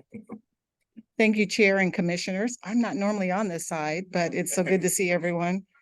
Let me get started. I'm going to read a comment, if that's okay. Good evening. My name is Lisa Gaucher, and I'm currently serving as the mayor of East Palo Alto. I'd like to begin by thanking LAFCO staff for their work to evaluate the merits of the city's application to make EPA SD a subsidiary of the city. I'd like to thank you for all of you coming to East Palo Alto to consider this matter. I'm a longtime resident of East Palo Alto. My family moved to the community in 1967. I was first elected to office in 2012, and I'm currently in my third term in office. Since I've been on council, and in the years prior, the city has strived to become economically sustainable in order to provide the services that our multicultural community deserves. East Palo Alto was incorporated 40 years ago, so in 1983. Since incorporation, we've made much progress in gaining the resources we need to provide services while fighting for our multicultural community to maintain a seat at the decision-making table. We work to make East Palo Alto safe. We work to make East Palo Alto affordable. We work to make East Palo Alto vibrant. And as our general plan states, we, the residents, institutions, businesses of East Palo Alto, have developed a new vision for the city that will create a better tomorrow for future generations. We build on the city's founding principles of self-determination, affordable housing, fiscal stability, community participation, equity, and justice to become a city that is welcoming to all people, regardless of race, ethnicity, language, or educational levels. We strive to be the most diverse, peaceful, healthy, and balanced community in San Francisco Bay Area. Attaining this vision requires good governance, accountability, transparency, community engagement, efficient and effective government operations. As elected officials, we don't always get it right, but we surely strive to build a just East Palo Alto that actively involves the community in building the future. Since I've been on council, the city has engaged residents in countless discussions about East Palo Alto's future. In addition to being engaged with the development of infrastructure plans like our water systems master plan, the capital improvement program, community members were key to developing our Vista 2035, which is our 2016 general plan update, as well as the current Ravenswood Business District Four Corners specific plan. My point is that community members are major contributors to the plans that guide the city of East Palo Alto's growth and development. The community is also involved in the process the city uses to entitle development projects. Projects are considered by the Planning Commission, comprised of East Palo Alto residents, and City Council, comprised of elected by East Palo Alto residents to govern the city and make the land use decisions at public meetings. Large development projects often include additional community meetings. I'm grateful to the Sanitary Districts Board for the service to our community. I'm grateful to the Sanitary District's General Manager for implementing the decision of the board. I'm also grateful for contracted staff who help the Sanitary District operate and maintain the sewer lines. However, I am frustrated that multiple land use decisions that the City Council has made with extensive community input have been stalled or canceled due to Sanitary District's unwillingness or inability to provide adequate sewer service for existing and planned residents and businesses. Some examples: the primary school, their campus was required to shift from constructing a state-of-the-art campus that the community would have been able to share to leasing an older building from the school district. A much-needed 60,000 square foot nonprofit resource center project has been abandoned, and that would have been very beneficial to our nonprofit community. The Light Tree Apartments and their project, the Cobry Commons Affordable Housing Project, both took painful negotiations. Many other projects, large and small, have been held up by disputes with the EPASD about connection fees. EPASD's own consultants show that much of the existing EPASD sewer system is in urgent need of repair to adequately serve existing users. Even if no new development occurs, EPSD and the ratepayers need to invest in the repair and replacement of the existing system. The current aging system could be causing environmental damage and harm to our ground system if not repaired. Nevertheless, the cost that each of us pay must be fair. The process by which fees are developed need to be transparent, and those with decision-making authority must be accountable for the decisions they make. The city council has tried to work with the sanitary district to find a path forward for nearly 3 years with no resolve. Within those 3 years, council and community approved projects, including projects that could serve nonprofits, have either been stalled or abandoned because the sanitary district could not serve the project for a fair cost. The East Palo Alto Sanitary District Board is elected to govern the operations and maintenance of the sanitary system. Nevertheless, EPSD decisions have incapacitated the city council and the community's land use decisions. EPSD board is not responsible for land use decisions, cannot be held accountable for them.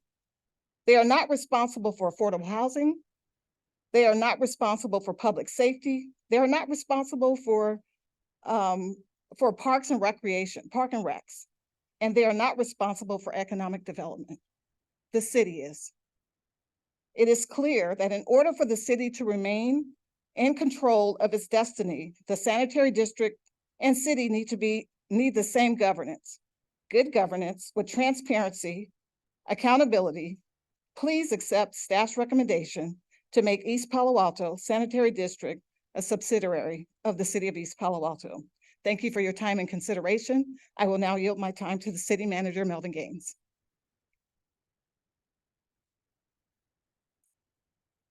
Good evening. I'd like to echo the mayor's thanks for you all coming out today and considering this important matter. My name is Melvin Gaines and I am the city manager.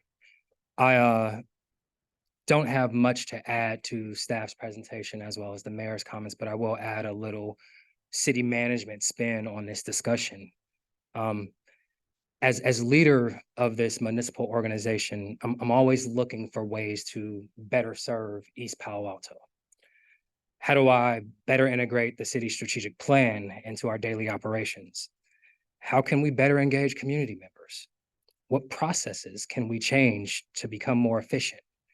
Every decision I make is grounded in providing better service to this community.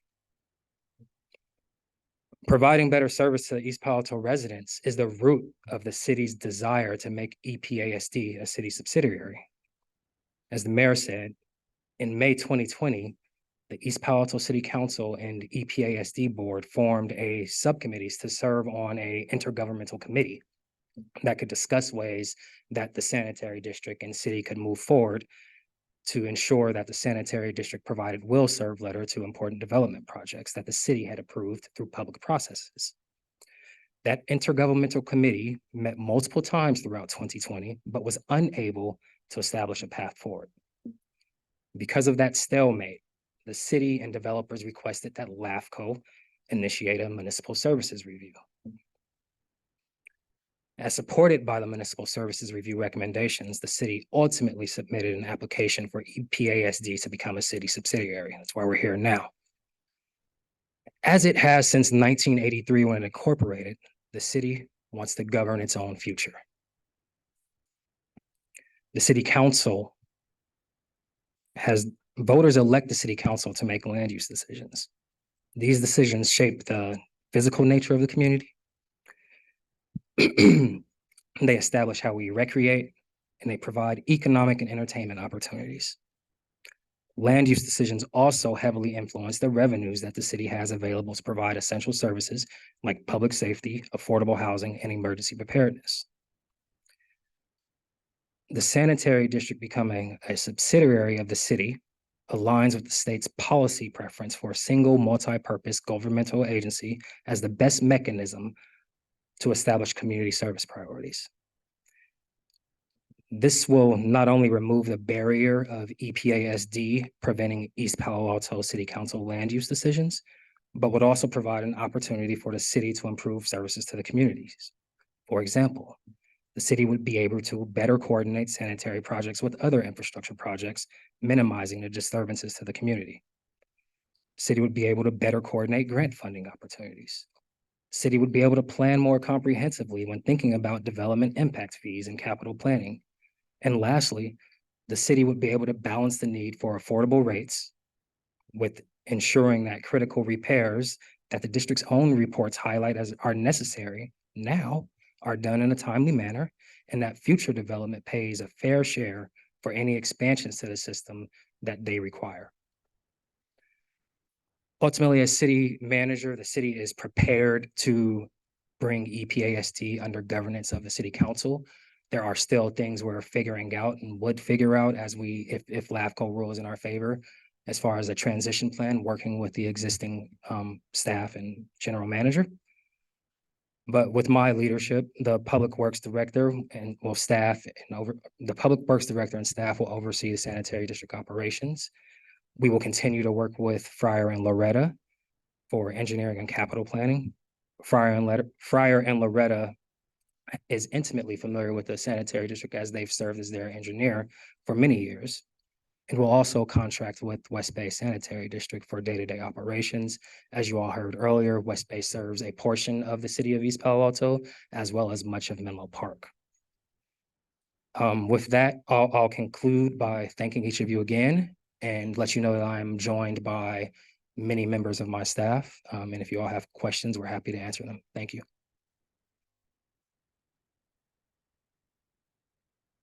I'm going to suggest that we hold our questions until we hear from the sanitary district. So and thank you, city. We'll hear and you have 15 minutes too.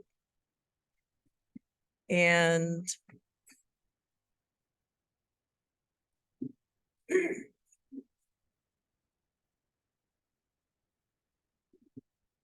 there we go.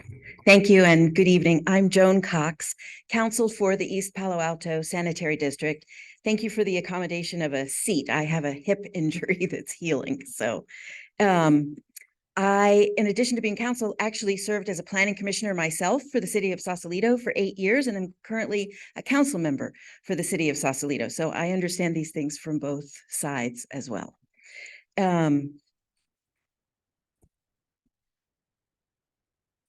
Wait, see, is my proposal, is ours?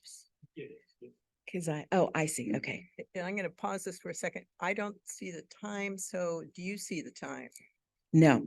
Okay. No, I will have the timer. I'll alert you when you have 5 minutes and then I'll give you. Okay. All right. Thank you. Okay, thank you.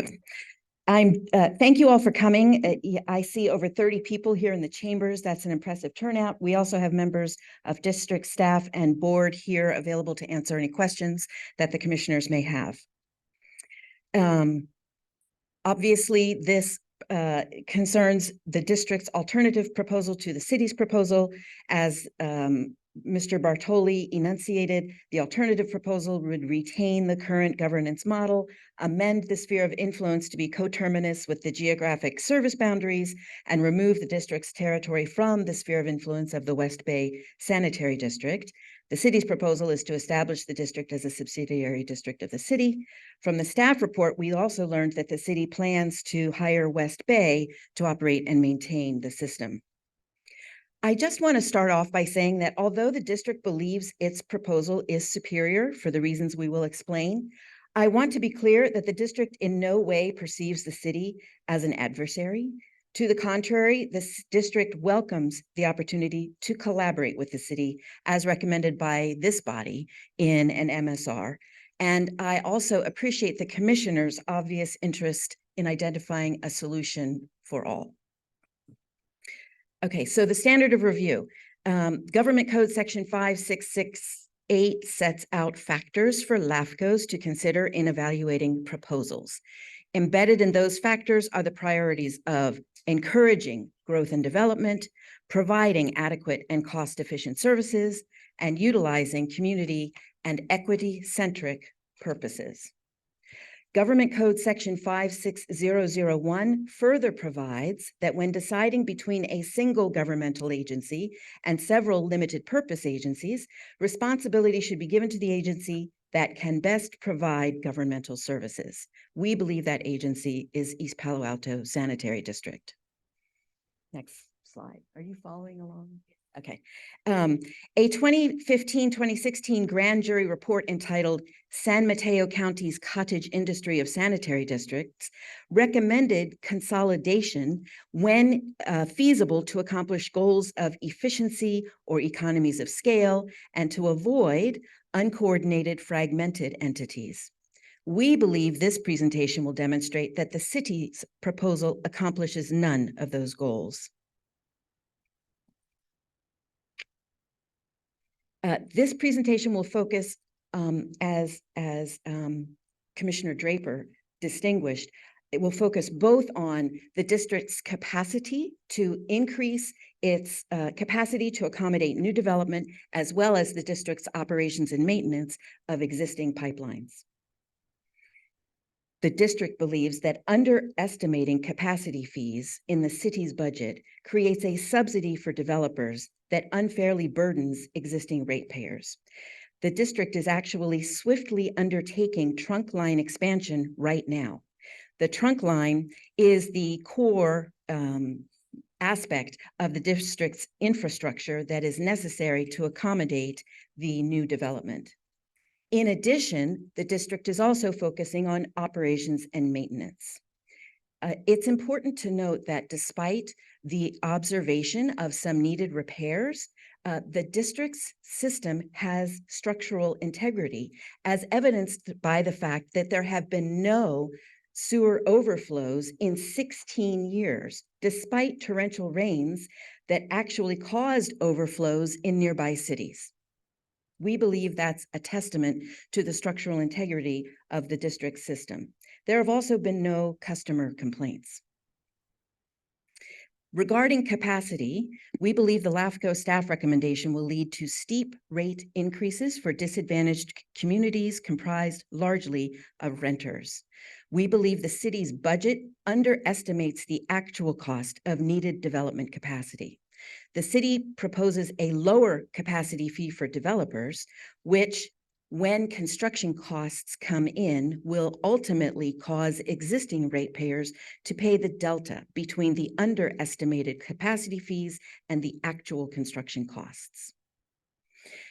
Importantly, the city proposes an initial rate hike from $600 to $1,200, and the city's study indicates there could be an eventual rate hike to above $3,000 to be borne by a disadvantaged community comprised largely of renters. We took special interest in Vivian Housen's peer review. Notable in her review is the fact that the city's plan only accounts for a portion of the development needs. That's what her peer review of the city's plan said. It also points out that the city underestimates the cost of construction, that the city's design permits surcharging, which Mr. Bartoli explained, and that the city's budget ignores development and expansion costs beyond 5 years. Obviously, the RENA cycle for which the city adopted its general plan is a 7-year plan, so it doesn't even expect all of the proposed development to occur within 5 years. Turning to the next slide, as you can see, there is a marked difference between the racial and ethnic makeup of the East Palo Alto population when compared with the rest of the county. Historically, communities of color in this area have suffered a disproportionate impact of the tech boom, the economic inequity, including substantial housing vulnerability and displacement risk, and that continues to persist today. The district's plan seeks to avoid that inequity. Next slide. The city general plan characterizes East Palo Alto as a disadvantaged community compared to the rest of San Mateo County. Importantly, 43.95% of residents in East Palo Alto rent as opposed to owning their own homes. Renters enjoy no home value increase due to development, and a substantial percentage of rental units are in the district's service area. Next slide. The district advocates for ratepayers by ensuring that developers pay their fair share for new construction in line with the intent of Government Code Section 66001, which requires, at subsection B, that there be a reasonable relationship between the amount of the fee and the cost of that portion of the public facility attributable to the development. The city proposes unrealistic connection fees and accelerated depletion of the district's healthy reserves to incentivize development. We believe this will unduly burden taxpayers. Next slide. I want to, the district is addressing capacity issues. So, and we also need to clarify the 2022 Sierra West report referenced by Mr. Bartoli. The Sierra West report makes it clear that both the $44 million cost quoted by staff and the $50 million cost quoted by staff includes capacity increases as well as structural repairs. Not one of the numbers in the table referenced by staff and others is confined solely to structural repairs. The district is addressing capacity issues, but new pipes have to be built for some of the developments, such as Ravenswood. Upsized pipes are required for developments such as Sobrato. The Sierra West report makes clear that when you are upsizing a pipe, in addition to repairing it, it costs more than it would cost simply to repair it, which is what would be required for existing ratepayers. Additional capital is needed to install new pipes and upsize existing pipes to accommodate the proposed new development. As I mentioned before, the district takes the position that it effectively operates and maintains its collection system, as evidenced by no SSOs in 16 years. The district has TV'd the entire system and has allocated $6 million immediately to commence replacement of existing pipes. You saw as an exhibit, and Mr. Bartoli mentioned, the contract for work executed with Sierra West on November 13 to develop a CIP plan. The Sierra West report provides that the total probable cost of expansion is $64.7 million. Of that, the district has already committed $18 million to expansion, $5 million to expand the Beach Street pipeline, and $13 million for the first phase of the system expansion, which is the trunk line. Importantly, staff also overestimates the urgency of the recommended repairs. Many cities throughout California have deferred maintenance. East Palo Alto is in the process of developing its capital improvement plan. That's the contract it signed with Sierra West on November 13. The city's budget plan does not address the structural needed repairs either, because the final data on the needed structural repairs only just was completed. So the city's budget also does not fully contemplate the necessary structural repairs. Next slide. The narrative that the district's fees are prohibitive to development is inaccurate. Since the district approved the new connection fee, it has been actively greenlighting development. Numerous conscientious developers have received will-serve letters and/or have begun construction. And we provide in the next 3 slides an overview of some of the development projects moving forward. Just today, the district received an executed agreement from Job Train and issued a will-serve letter to that project. 965 Weeks had a will-serve letter issued on July 26. That's a project for 136 affordable housing units, which partially addresses Commissioner Bigstick's RENA question. The Light Tree project that the mayor mentioned was approved by the district, and that will entail the development of 100 housing units. I'm not going to go through all of these, but I'll just flip through these slides so that you can see some of the developments that have been approved by the district.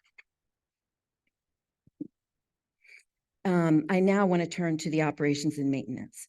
The staff report's characterization of the district's operation and maintenance of the current collection system is inaccurate.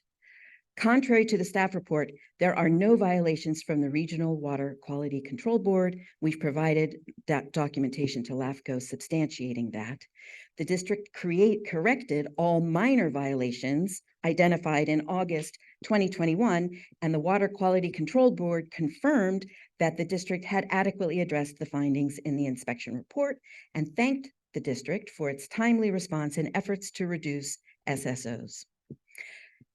I mentioned earlier that it appears that the city intends to utilize West Bay Sanitary District to operate the system if the subsidiary district proposal is approved.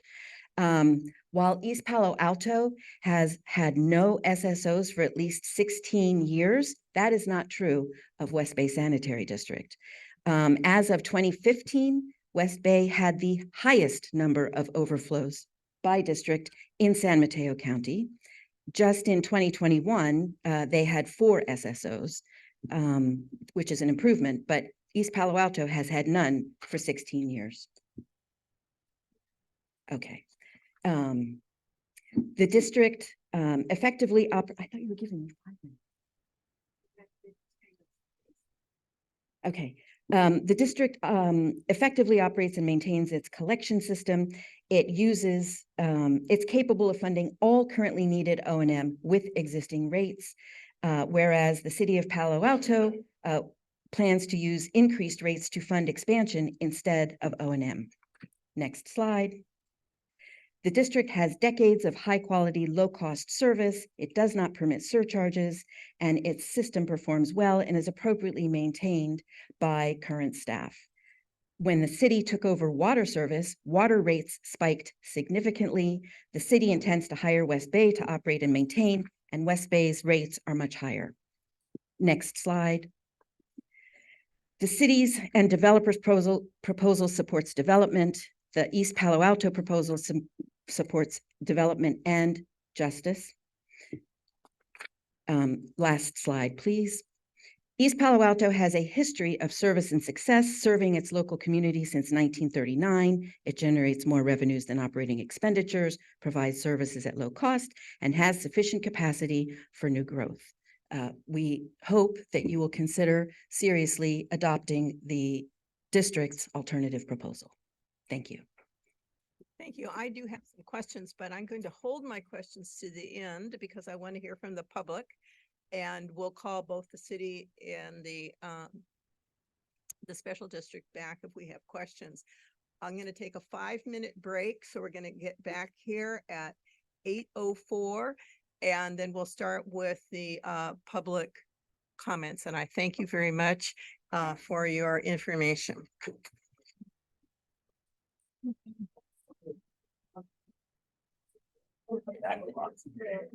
Well, 8:04 by that. Let's see.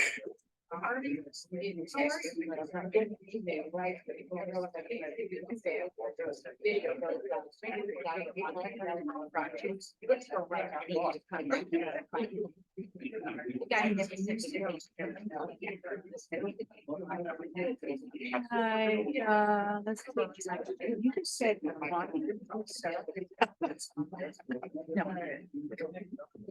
Thanks for coming. But it was all in odd places. It's like half of the day. It took me half an hour to get out of half of the day, and I had to go into town to visit. And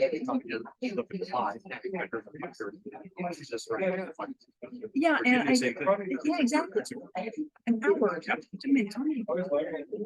And this thing told me to go down East Side Road and then go to Market. Exactly. This is short.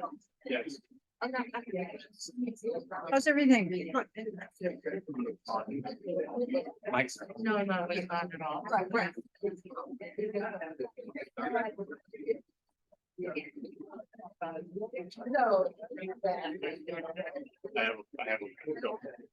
I have a backup recording. I make it along with this being recorded on Zoom. I wanted to pause.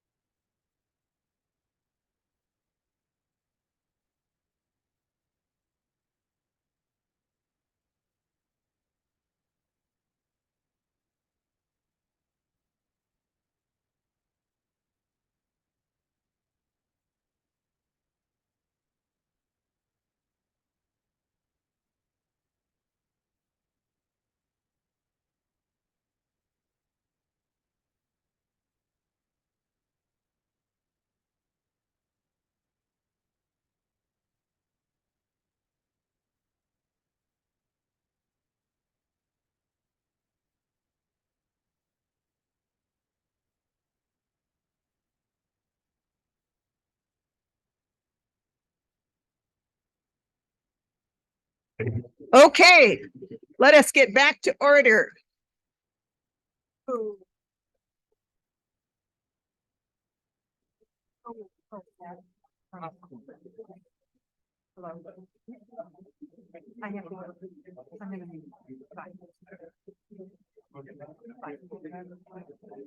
Okay, I'm calling this meeting back to order.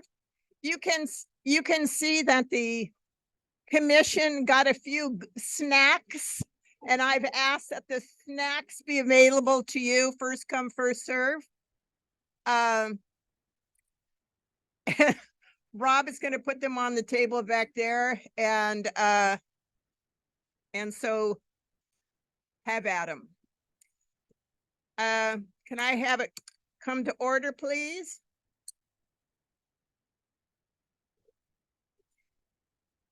I've never done that before. It is. I've never done that before. We experienced something this at the beginning of this hearing that I have never encountered before. And I understand to our council who is operating on Zoom that we have a statement to read and a procedure which has been described to me, so we don't have to experience it again. So clerk, will you read what the council provided you? Yes, thank you, Madam Chair. Please note that LAFCo meetings are limited public forum, and all public comment must relate to something that is within the subject matter jurisdiction of the board. If comments do not relate to the subject matter jurisdiction of the board, we will stop the comment and move on to the next speaker. The county attorney will assist in identifying comments that are not related to the subject matter jurisdiction of the board. And we will first call upon members in person, followed by participants on Zoom. So if you would like to speak on Zoom, we ask you to raise your virtual hand now, or you can press *9 if you are calling by phone. Everybody will have 2 minutes to make a a comment, and I know that sounds short, but as a veteran of many public hearings, I know it's totally doable. And just please be direct and specific. Now, if somebody does launch off into something that's disrespectful, the clerk's going to cut your mic off. So I just want you to know that in advance. So Madam Clerk, will you call the first public speaker in the arena here? Thank you, Madam Chair. I will first call on Dennis Scherzer, followed by Sharifa Wilson. And then you could.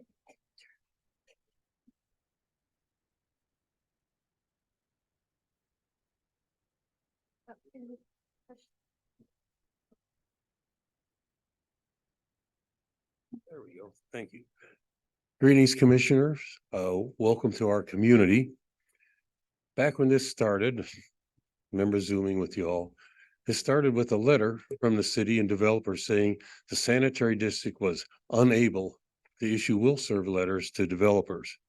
And there was a hole in the data there. They didn't mention that most of these developers who were complaining never applied for will serve letter. So we were unable to issue them. Now, you see that now the will serve letters have been issued. Mr. Bartoli reported on that, but this is what they said though in the report. LAFCO staff is not aware that the status of projects that have received these will serve letters, or if these projects have accepted the fees and conditions associated with the will serve letters. Well, why not? How can you make an informed decision again without that information? And why has it been withheld? It's just a simple call to our office you would have had that. And Mr. Big Stick, you'd been happy to know that quite a number of people have come in as even after the increase in the connection fee, and almost all of them is housing residential development. Also, the much vaunted budget prepared by Fryer and Loretta, a company we had to discontinue our association with because they were engineering a system that was sure to overflow. We're going to have to replace the pipe that they engineered just 6 years ago out on Beach Street because it has to be a bigger pipe. They didn't do that. And their budget has not been presented to you apples to apples. The imaginary city budget and the real sanitary district budget based on real experience and real numbers. So I request to you is that you reconsider this, that you send this report back because you need more information. Thank you for your time and consideration. Thank you, Mr. Scherzer. I will now call on Sharifa Wilson, followed by Gail Wilkinson. Good evening. Thank you for allowing me to speak and welcome to East Palo Alto. I'm here speaking as a ratepayer. I have a lot of anxiety around the idea of the city contracting with West Bay. West Bay has no representation for East Palo Alto. The creation of an advisory body disempowers our community. Advising doesn't have an impact on the people who are elected to serve on that West Bay board, okay? When the city contracted with the water district, with a water company, the community was actually shocked at the increase in the amount of rates that people were paying, to the point where people would routinely garden in our community because we have such rich soil, but because of the increase in the water rates, they stopped doing that. So for me, the anxiety is around the fact that I do believe that the rates are going to go up. And I don't believe that we as a community can hold an advisory body responsible, nor can we hold an elected body with no representation from the community as well, hold them accountable. So I would recommend that the district remain as a special district. It has never had any overflows. We've never had any problems as customers. And I frankly, honestly, have a lot of anxiety around the city taking over that responsibility. Thank you.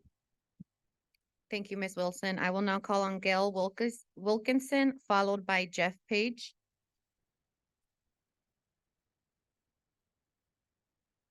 Good evening. My name is Gail Wilkerson. Exaggeration, that report you read was overly exaggerated. All this is a money grab, plain and simple. How is the city going to keep the costs down when they can't even take care of themselves? They asked that the sanitary district open up their, be transparent. They have no calling for you. They're a separate entity, and they're always going after sanitary. Why? Because they figure minorities are low-hanging fruit. Me and a colleague of mine left one of your board meetings in Redwood City, and we were run down in the hallway by one of your, he's not here any longer, and told us, we're going to get those son of a bees. You know, I lived in East Palo Alto, how long? Since 1955. I know the workings of it. I know the ins and out of it. Let me get down to the important stuff. You're talking about turning something over to the city. There has been a couple of times I was on the rent board. I got forced out because I was telling the truth. And 2 times, this is before the current, except for there's 2 people on there. They stole the money from the rent board. Now they're talking about putting one of their members on the board to watch the money. They'll just steal it. Let's see. We're going to get this. Okay. You got to remember, cliques, cronies, and crooks. That's what's operating here in East Palo Alto. When I was 20 years old, they wouldn't let me in. There was a totally different sanitary district then. There were people that had strong personalities. I was 20, 30 years old. I had a college degree and everything, but they didn't want me in. And that's all the rumors. If you ever heard any rumors, it's because people have egos, okay? And this is all ego. Thank you. I will now call on Jeff Page, followed by Mark Dinnan. Thank you very much, commissioners. And again, thank you to the staff for an excellent report. My name's Jeff Page. I am the president of the Ravenswood Shores Business District. We represent the landowners and small businesses and not-for-profits who are members of our organization. We have 17 members. Again, I want to voice my support for the reorganization of the district as a subsidiary district of the city of East Palo Alto. I think you've been presented with a lot of technical information. Pipe sizing is this, the rates are going to be that, and different arguments from the city from the city side or the staff side versus that you're getting from the East Palo Alto Sanitary District. I think there's one fact that really is most important here. It's that in 1985, when you formed, you suggested or you stipulated that this should be a zero sphere of influence. In the MSR of 2009, or if it was maybe 2008, excuse me, you recommended that either the city assume this and become a subsidiary district of the city, or it goes into West Bay. And that was the same recommendation in the MSR that you have that came out in 2022. So I think it's critically important that if that was your recommendation, please act on it. Please act on it. We support this, and I hope you will find for the staff report. Thank you very much. Thank you. I will now call on Mark Dinnan, followed by Jeannie Lewley.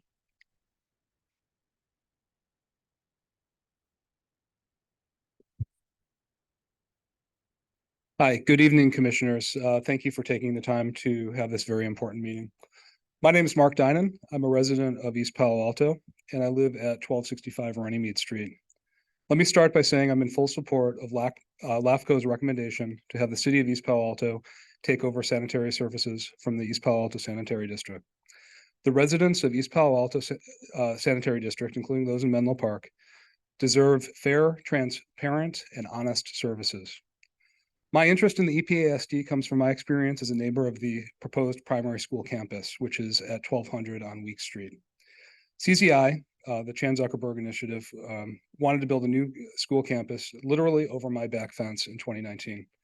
Multiple community meetings were held, and City Council approved the project unanimously. Construction was started, and they went so far as to remediate the contaminated land and removing and replacing about a meter of topsoil. We expected construction of the school to begin in late 2019. Instead, we heard that the sanitary district had placed an unjustified multi-million-dollar connection fee as a condition of a will-serve letter.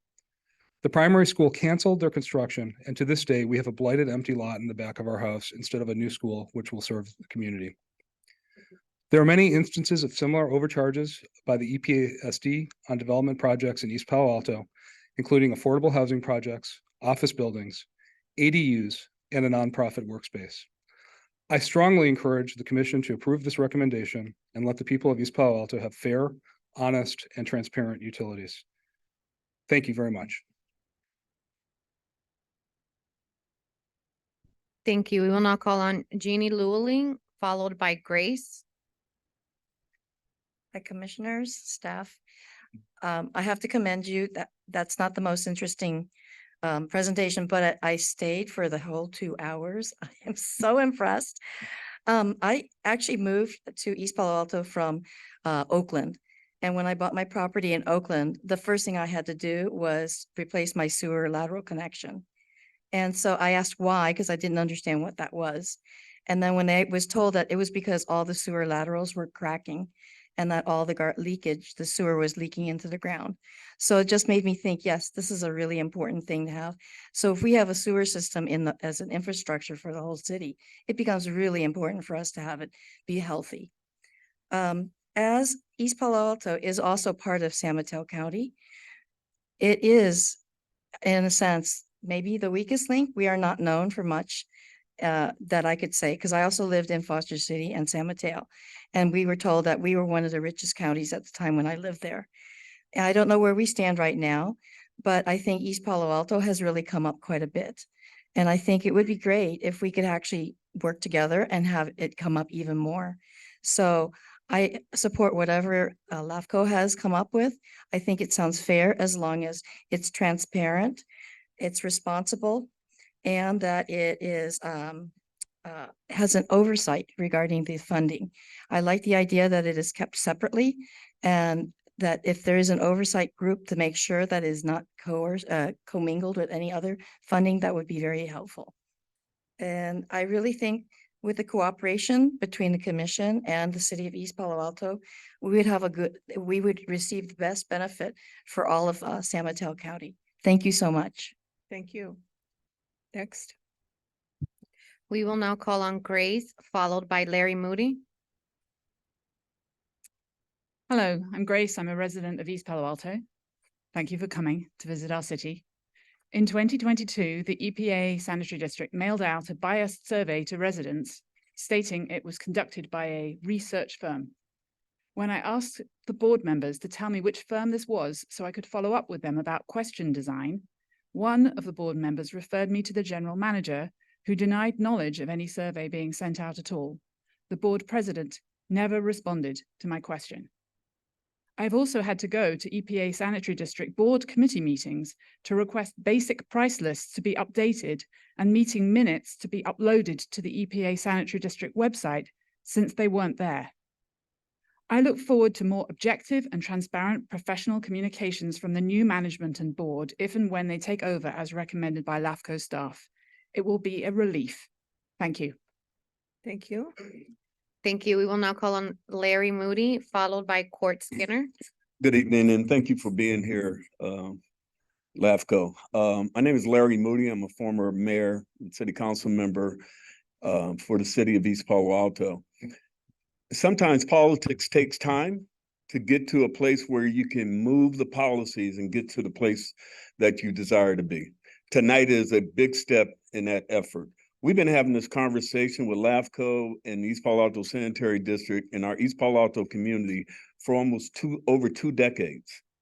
During that time, your commission have made 3 recommendations that the city should strongly consider taking over the East Palo Alto Sanitary District. The first time you made that recommendation, the city wasn't ready. We didn't feel healthy enough. We didn't feel that we could absorb all the responsibilities that the managing that utility would provide. Today, our mayor and our city manager have expressed and shared with you that today we are ready. We are at East Palo Alto that desires to govern itself totally. Now, you heard a representative from the sanitary district, their spokesperson, saying that she has no ill will, they have no ill will towards us. Well, first and foremost, we are the city. We set the policy and the direction for our community. Our residents elect us to do such. East Palo Alto Sanitary District is here to serve the East Palo Alto community and the recommendations that come out of our council and our planning commission. Final thing, the reason you're here tonight is that our city council had a meeting to discuss whether or not we're going to move forward with a review from your commission. That took us until 2 o'clock in the morning. Thank you. We don't take this lightly. We thank you for being here. Thank you. We approve the staff Oh, report. I cut you off. It's too soon. I apologize. I started looking at. Yeah, I was looking. Okay. I'll take my time back. I know. One more minute. One more minute. I appreciate it. apologize. Cause I'm speaking for a lot of people in our community whose voices are silent, who have for the last 2 decades have shared with many that we want to be a East Palo Alto community that's like our partner communities here in San Mateo County. We want to put shovels in the ground. We want to build our capacity. We want cranes in the air. We want to have job creation in our local community. We can't do that if all of our projects that go forward are denied by the sanitary district. And then what happens is. Okay, now. Now I'm stop. All right. All right. All right, I'll get it right the next time. Okay. Thank you. My name is Court Skinner. My name is Court Skinner, and I'm a short timer here in East Palo Alto. I've only been here about 36 or 37 years. And And I've been on the Planning Commission for a long time, and I've been on the Public Works and Transportation Commission, I am now. And I've dealt with the sanitary district in East Palo Alto. And it has been a real experience. They primarily make decisions, it seems, for political reasons rather than technical reasons. So you end up with the light tree. They made an agreement. It was a tough and it was a long negotiation. And then a year later, saying, well, okay, well, I think we made a mistake. It's going to be another $1 million or so. And we talked about several other projects that you've heard about that have been delayed. Now,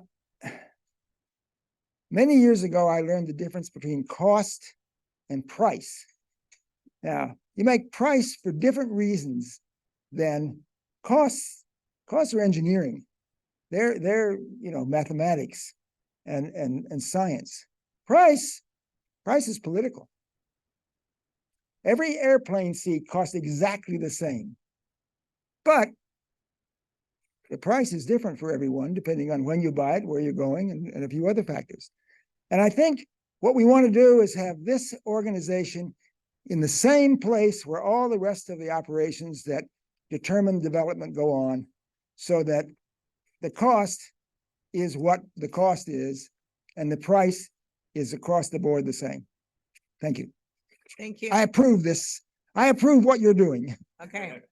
Next, please. Thank you. I will now call on Chuck Bernstein, followed by Luisa Buada.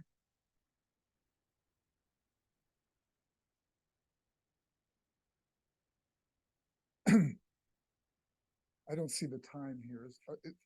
Oh.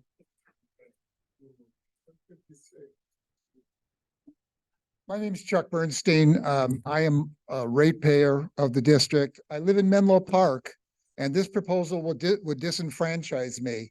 And I'd like to say there is a difference between being able to vote for someone and being on an advisory commission. They aren't the same things. I'm really disappointed in the quality of the report that was given, full of misinformation, lots of oversight, and I'm embarrassed to be here being critical of the city that I've helped support and volunteer for, East Palo Alto, even though I live on the west side of the freeway. As an example, West Bay is going to come in here, right? And they're going to take over, right? And we're going to raise the rates from $600 to $1,200, except West Bay charges its ratepayers $1,400 right now. What do they say to their ratepayers about charging less over on this side? How's that going to work? Not even mentioned in the report. East Palo Alto cannot do this. They have over $80 million that they need to pay for their water. And we've heard the protest about the bad water here. That's the drinking water. The firefighting water is even worse. They're not investing in infrastructure. They're building cisterns, just a reservoir of water to fight fires, which leaves out everybody else. It's not infrastructure. It's just a bucket of water.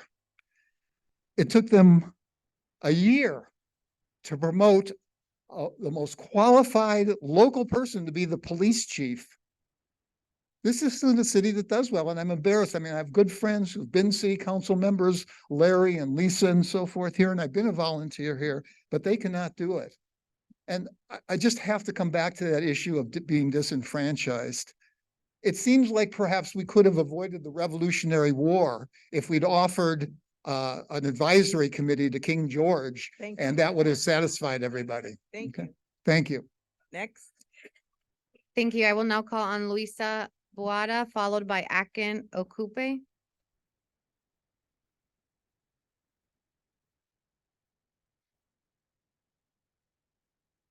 Good evening, Commissioners. I'm Luisa Buada. I'm the CEO of Ravenswood Family Health Network, and we're down the street at 1885 Bay Road.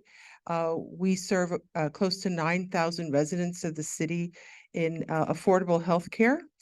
And on behalf of our Ravenswood Family Health Center, we are endorsing the proposal to reorganize the East Palo Alto Sanitary District as a subsidiary of the City of East Palo Alto. And had the sanitary district fulfilled their duty to serve for the past 6 years, we would not be before you today. They have until recently not moved forward with a plan to upgrade the outdated sewer infrastructure. We know that 44% of the pipes are leaking effluent into the ground in the city. Maybe that's why they don't have overflows.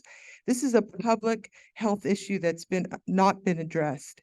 There could have been an option to get a low interest bond a few years ago before the rates went up, but that didn't happen. And so instead of being ahead by 4 to 5 years, we're behind.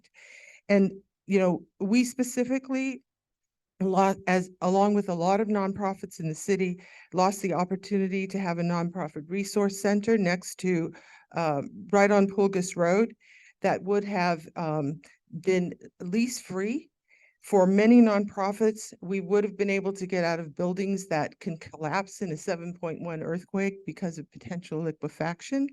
And at this point, you know, the nonprofits are stuck in this situation because now there is no opportunity. That opportunity was lost.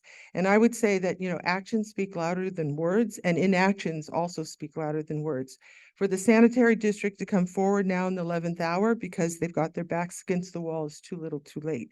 And so we ask the commissioners to approve the reorganization of the district as a subsidiary of the city of East Palo Alto. Thank you. Thank you. Next speaker. Thank you. I will now call on Akin Okupe, followed by Carlos Romero.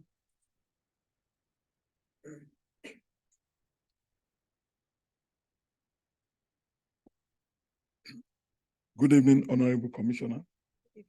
My name is Akin Okupe. I'm the General Manager of East Palo Alto Sanitary District. I'm just going to talk on 2 points. I think the major difference between the city's proposal and our proposal is that who is going to pay for the expansion.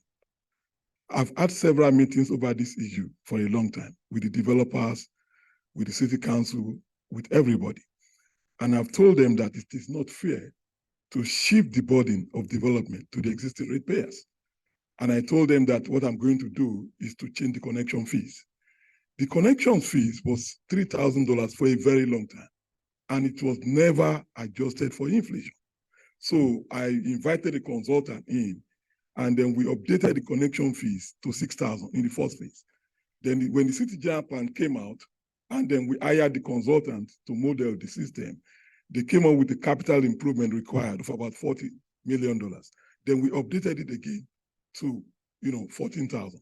And I said, if the developer pays this amount, we expand the system, and they did not respond.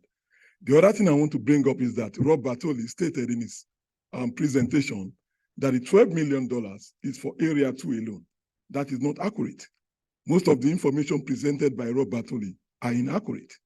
And I'm very surprised because I've provided him accurate information. The $12 million presented by Rob Bartoli is for the whole district, not Area 2 alone. Area 2 alone is only 25% of the service area. So there's so many misleading information that he has provided. A week ago, I sent a memorandum to Rob on the strategy forward. And in that memorandum, I told him exactly what we're going to do and how we're going to finance it. I also told him that I'm proceeding cautiously because the interest rate is very high right now. And if you go for a loan and the developers don't come, the bankruptcy risk goes very high. So that is why I've been proceeding very, very cautiously. Now, thank you so much. Next. Thank you. We will now call on Carlos Romero, followed by Clyde Burgess.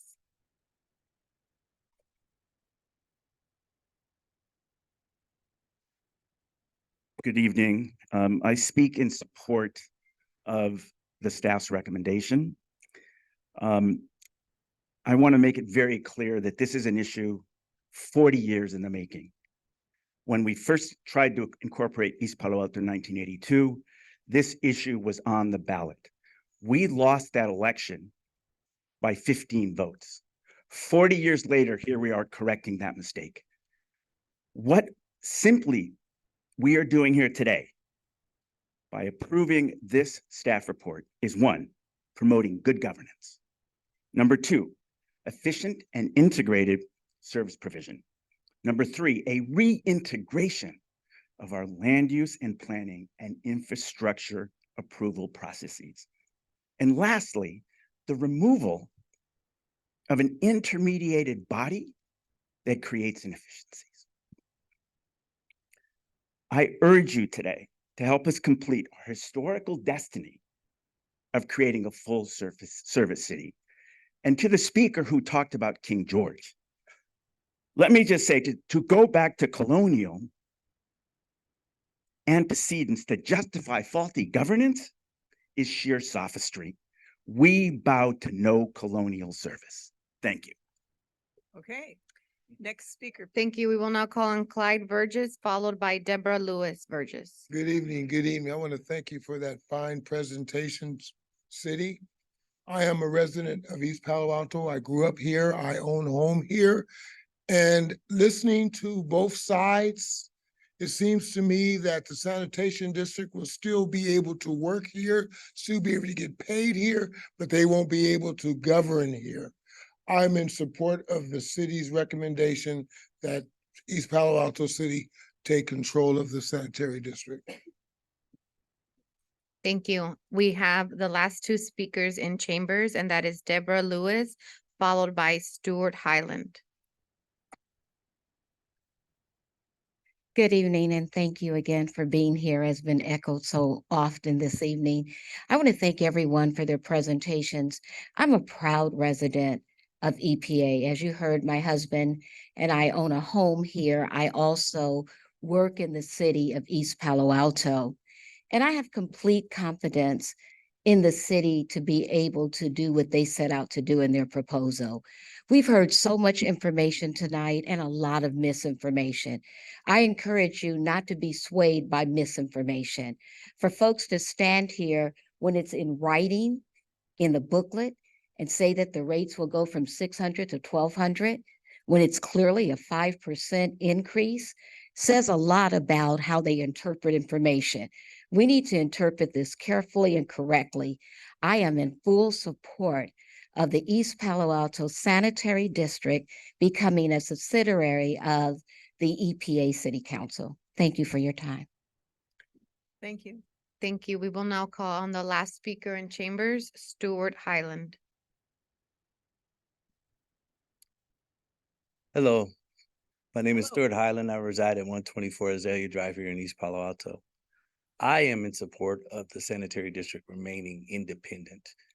My friends Larry, Lisa, and Carlos know that I care a lot about this community, and we have worked together before in time. But there are some limits to what the city government can do. And contrary to popular belief, it's actually our city, those of us that are not elected as well. So to be clear, I feel strongly about the independence of our city and what we're able to do, but I also think part of our success has been the ability to do things outside of what's just in this building or what's just run even by a very able and capable city manager and staff. So casting no aspersions on anyone, but just looking at the overall picture, I like having my elected representation. I've sat on plenty of advisory boards, and sometimes what you can do just by speaking, but not actually able to like really enforce a decision can be frustrating.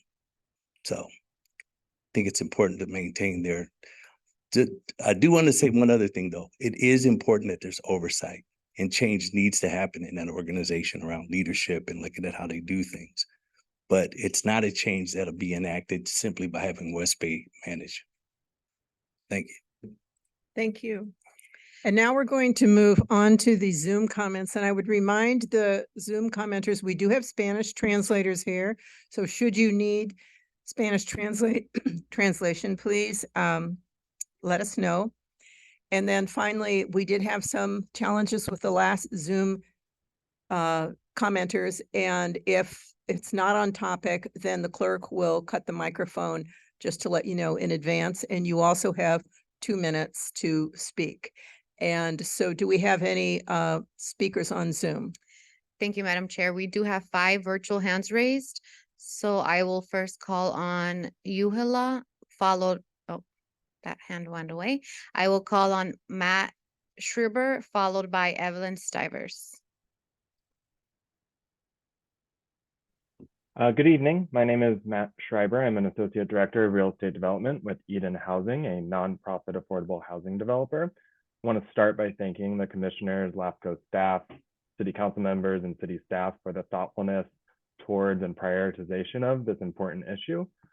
Eden, in partnership with EPA CANDO, currently owns and operates 217 affordable multifamily residential housing units in our 2 properties within East Palo Alto. And we have another 79 affordable units in the development pipeline. Eden supports the reorganization of EPA-SD as a subsidiary district of the city. In other jurisdictions where we operate over 11,000 units across the state. This subsidiary model has simplified permitting, made connection fees more transparent and stable, and saved valuable time during the entitlements and planning process. The reorganization will also align the city's affordable housing priorities with its financial investment, while also facilitating fulfillment of state-mandated RENA goals, which Commissioner Bigstick identified earlier. And for a nonprofit developer like Eden, the city is our first investor and an invaluable partner in making our affordable housing developments a reality. The city's early financial commitment is critical to leveraging additional state and federal subsidy, without which new affordable housing cannot be built. The state and federal funds that finance affordable housing come with tight deadlines, and there is currently extreme competition for a limited pool of money. Having transparent and predictable fees and a streamlined pathway towards permit issuance under a single city umbrella will strengthen nonprofit developers like Eden's ability to meet these competitive financing deadlines and retain our hard-won awards in collaboration with the city. For these reasons, Eden Housing encourages the Commission to support staff's recommendation of creating a subsidiary district and looks forward to continuing our work with the City of East Palo Alto community to increase its affordable housing stock. Thank you. Thank you. I will now call on Evelyn Stivers, followed by Sergio Ramirez. Thank you for the opportunity to speak. My name is Evelyn Stivers. I'm the Executive Director of Housing Leadership Council of San Mateo County. We work with communities and their leaders to create and preserve quality, affordable homes. I am here tonight to speak in favor of staff's recommendations. The report was very thoughtful and very thorough. We really appreciate that. It is essential that a city like East Palo Alto or any city have the ability to plan for infrastructure as they plan for growth. And having those items be, having that be coordinated and absolutely in sync is essential. So thank you. I hope you move forward with it tonight. Thank you. Thank you. And we have 3 virtual hands raised remaining. So I will call on Sergio Ramirez, followed by Maureen Larson.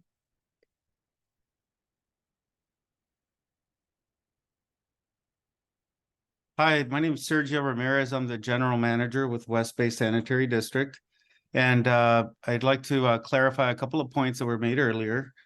For the record, West Bay did have 4 SSOs or sanitary sewer overflows in 2022. We are the largest district in the county. We're expected to have more or report more overflows since we have more miles of pipe. Just as a matter of perspective, we maintain 210 miles of pipe within the district, in addition to 56 miles for the town of Los Altos Hills and 4 miles for the town of Woodside. Those 2 other towns that I mentioned are done by contract. They set their own rates.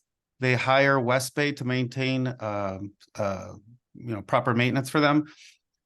Because they're such a small city, they actually don't have the resources to afford to have their own workers. Therefore, they hire us for efficiency and our expertise. East Palo Alto is supposed to repair and maintain 35 miles of pipe versus our 210 miles of pipe. So like I said, we are much larger. There is a big difference, and I need to underscore this. There's a big difference between not having overflows and not reporting overflows. I can go to jail as the district manager if I don't report overflows that occur in my district. West Bay is aware of at least 4 overflows that have occurred in East Palo Alto Sanitary District. Whether they've reported them or not is up to them. But we know of 4. I can name you addresses, intersections, multiple manholes that have overflowed within their district. And just to wrap it up, as the city mayor said, self-determination is important. So it's also important for the community to hold the city council accountable if they take over their sewers. But Thank most you, importantly, Sergio. Thank you. honesty is important. Thank you. Next speaker.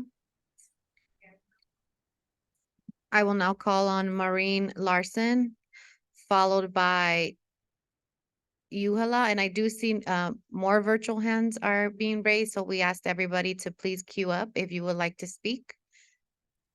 Maureen Larson, go ahead. Hi, good evening. In the interest of time, I'll simply say that I'm a longtime city resident and I support LAFCO's staff recommendation to make the sanitary district a subsidiary district for the city of East Palo Alto. I think that this is the best way that necessary changes and improvements can be made effectively. Thank you. Thank you. Next speaker. Thank you. I will now call on Yuhala, followed by Sean Ripley.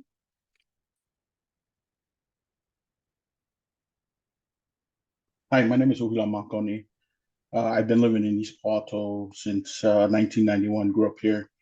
And now I live here. I am a ratepayer as well. I think in listening and following what's been going on with the sanitary district, I think for me, the most important thing is, as it was mentioned before, governance. And I think that the district as a utility for the residents should come under the city. And I think that would add more transparency. And also we've talked about how the city is evolving and growing, and we need to leverage the resources that the city has by merging or in this case allowing the sanitary district to be a subsidiary. Ideally, we would merge, but I see this as an interim step until the next MSR. Also, I noticed in the report that the sanitary district was created in 1939. The city was incorporated in 1983.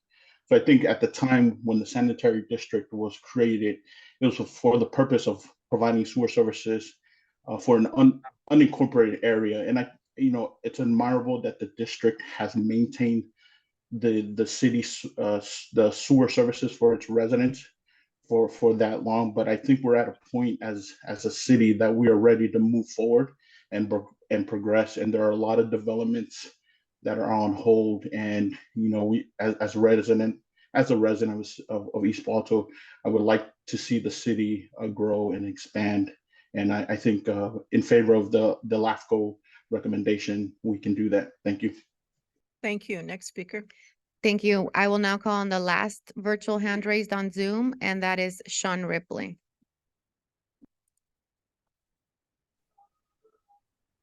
Hi, can you hear me? Yes, go ahead. Hi, my name is Sean Ripley. I am an 8-year resident, a homeowner and a ratepayer in East Palo Alto. Thank you very much for holding this meeting tonight and for holding it in our city. I did just want to raise a couple of, well, first of all, I wanted to say that I am very hopeful for more development within the city of East Palo Alto. I'm very encouraged to see just basically in my backyard, construction underway of the 965 Weeks project, and seeing a lot more projects getting going within the last year here in East Palo Alto. My concerns over the recommendation tonight, first is this idea of consolidation. I know that, especially in the private sector, this idea of consolidation of things like mergers, companies taking over other companies and becoming bigger. Generally, it is the people, the customers that lose out when those things happen. Lack of things like communication of competition, things of that nature. In the public sector, I do think that there is benefit to seeking more collaboration, especially within the climate of our country, within the way government operates, to seek collaboration before consolidation. And second, I do believe that there is a strong mechanism for oversight, and that mechanism is the vote. The East Palo Alto Sanitary District Board is elected. We are a year away from 3 of those seats coming up for re-election. And it does give me concern, the idea of doing this consolidation right before, a year before an election. Thank you. Are there any other speakers? Thank you, Madam Chair. We have no virtual hands raised for Okay. item 4. Oh, I'm sorry. There's one hand that came in. Oh, they seem, I'll call on R. Jones. Oh, the hand seems to have gone away. Okay. I want to thank everybody for staying within the time. And we are now going to, I did hold off questions of the 2 proponents so that we could hear from the public. And so I'm going to ask if the sanitary district could sit up there and the city come over here.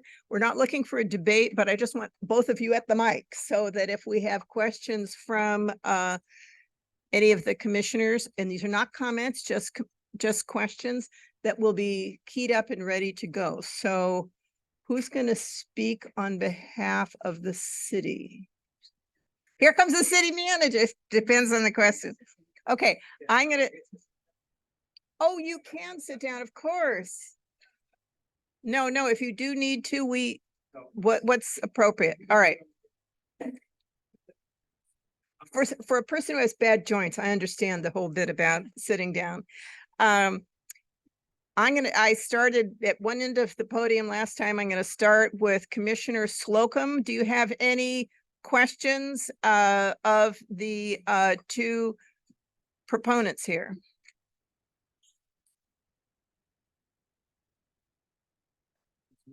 He's muted. I'm going to come back to him. So get ready, Commissioner Slocum, and I'm going to start with Commissioner Rohrbeck.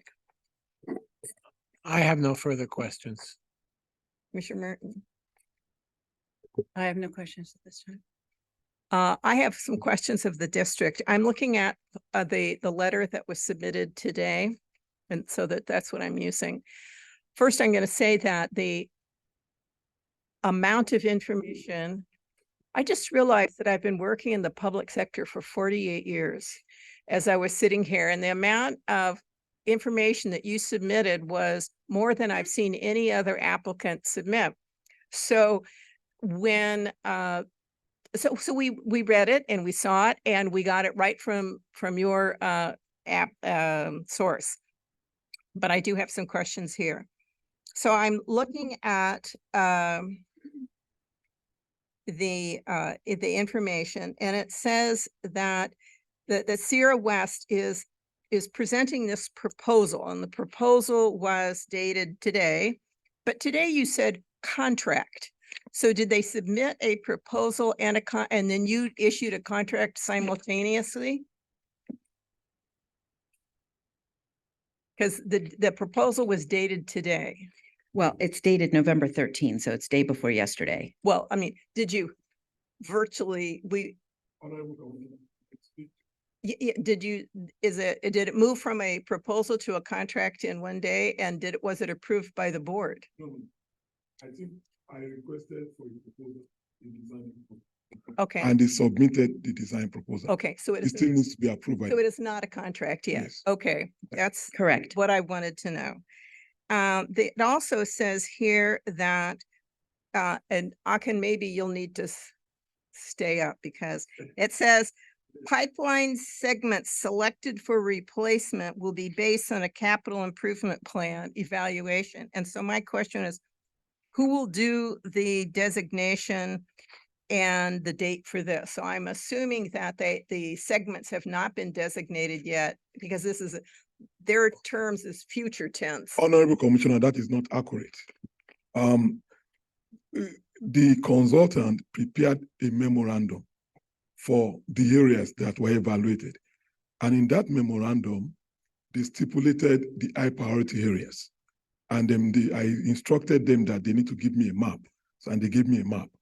The information is contained in this different memorandum. So what they want to do is just put it in one memorandum. All the informations are available already. So when it says will be based, you're saying that it already has been submitted. Everything has been done. We know what to do. We know the cost.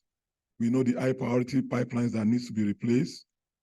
What we need to do is just to design it and then move to construction. There is a separate Sierra West report that was referenced by Mr. Bartoli. Exactly. Right. And that's where he was getting. I'm just saying, this is talking about a future tense, a future action. This is creating the capital improvement plan to carry out the required repairs identified in the other report. So just so in my background, when I worked at the water district, there was a long list of high priority projects, but very few were actually able to be done because flood protection projects are very expensive. And I know flood's different than sanitary, but I'm just saying there's a difference between the whole list and what goes into a CIP. And I was seeing that there was a difference being made here. And so that's why I was asking, when is that going to be done?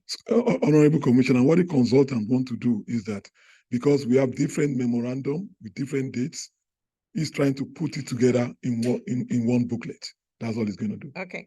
So down in paragraph 3, it says the diameters will be and this will go to the city too, will be based on updated hydraulic modeling, which often means you want to know what is going into the pipe. And flood, we looked at both current flood, and then we looked at the development proposals to see what was impervious, and that's what we did for our modeling. So what is the basis? What is included within the hydraulic modeling? Does it include existing and proposed future? Yes. So if you look again at the 2022 Sierra West report, that is part of the gargantuan packet, it has a table that identifies structural upgrades and including capacity upgrades. And so I happen to have the table on my phone that I'm. And has the city seen that hydraulic modeling, and have you been able to review that hydraulic model? Let me speak to that. Well, no, I wanted to know the city. So you say it does, and what I want to know is the city look at it and do they agree with it? So what we did is Microphone, please. Sure. It wasn't clear between all the different things. Yeah, understood, Commissioner. My name is Jeff Tarantino. I'm Executive Vice President with Fryer and Loretta. We assisted the city in preparing the application. The application was based on review of previous reports from publicly available from EPSD, which included the results of hydraulic modeling performed for both the 2015 master plan and the 2020 master plan update. So we're aware of the results of the modeling completed as of the date of the 2021 addendum. We're not aware of any other modeling that may have been performed after 2021. Okay, so all right. Moving on to page 3 of 4, third line. It says, the sentence says, after receipt of outside comments and reviewing those comments with EPA, ASD, a final CIP may be submitted to be adopted. My issue is with may. And the reason I say that, as you know, when we had this last conversation, the sanitary district had gotten some information about upgrades to work that needed to be done to the existing system, but didn't do it. And so maybe they did a little, but they really didn't do it. And so that is concern of mine from day one. And so when it says may be submitted, my question is, why doesn't it say will be submitted? Why isn't the district saying they will act on it as opposed to may act on it? Let me speak to that. Now, the total capital improvement project for development projects is going to cost about $40 million. Now, we also need about $12 million for the high priority pipelines. Right now, we have a reserve of about $25 million. You can see that the reserve is not enough for the expansion project and the high priority pipelines. So we need a strategy. Now, if we spend the whole of the reserves on the high priority pipelines, when the developers come, we won't have enough money for them, and we have to raise rates. Option two, we can raise rates right now, get the money and go build it. If you raise rate right now, get the money and go build it, and the developers don't come, then we don't have enough reserve for the high priority pipelines. So what we intend to do is that we intend to split it into phases, divide it into two, do phase one right now, spend about $6 million. Then do phase two over a period of 4 to 5 years so that we don't deplete our reserves, so that we have enough money for the trunk line. That is why it is written like that. Okay, thank you. And if I might say, we had a chart that showed that we're spending five million on the Beach Street pipeline, upgrading that, 13 million on the trunk line, which facilitates all development except for the smaller laterals that need to be upgraded, and then 6 million on the immediate high priority line repairs. Okay, thank you. Commissioner Bigstreet.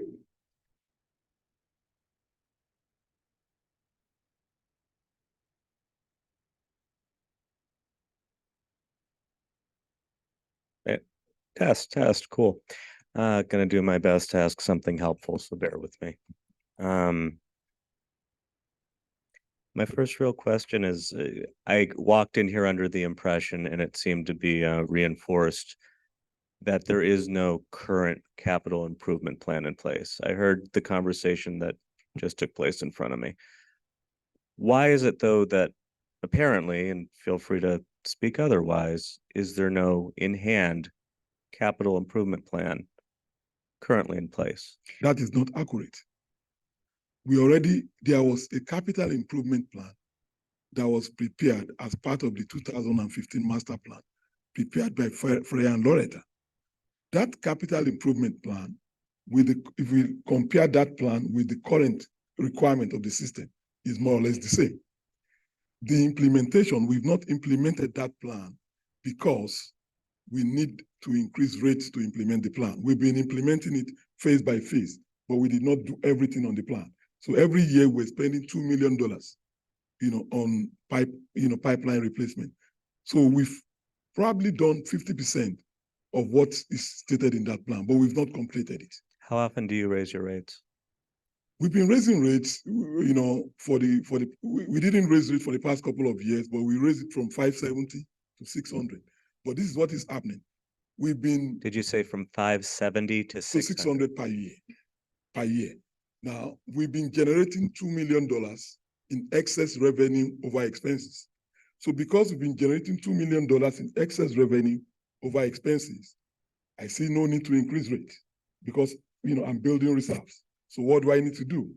What I needed to do was to confirm the condition of the existing pipe so that I can know how to spend the money efficiently.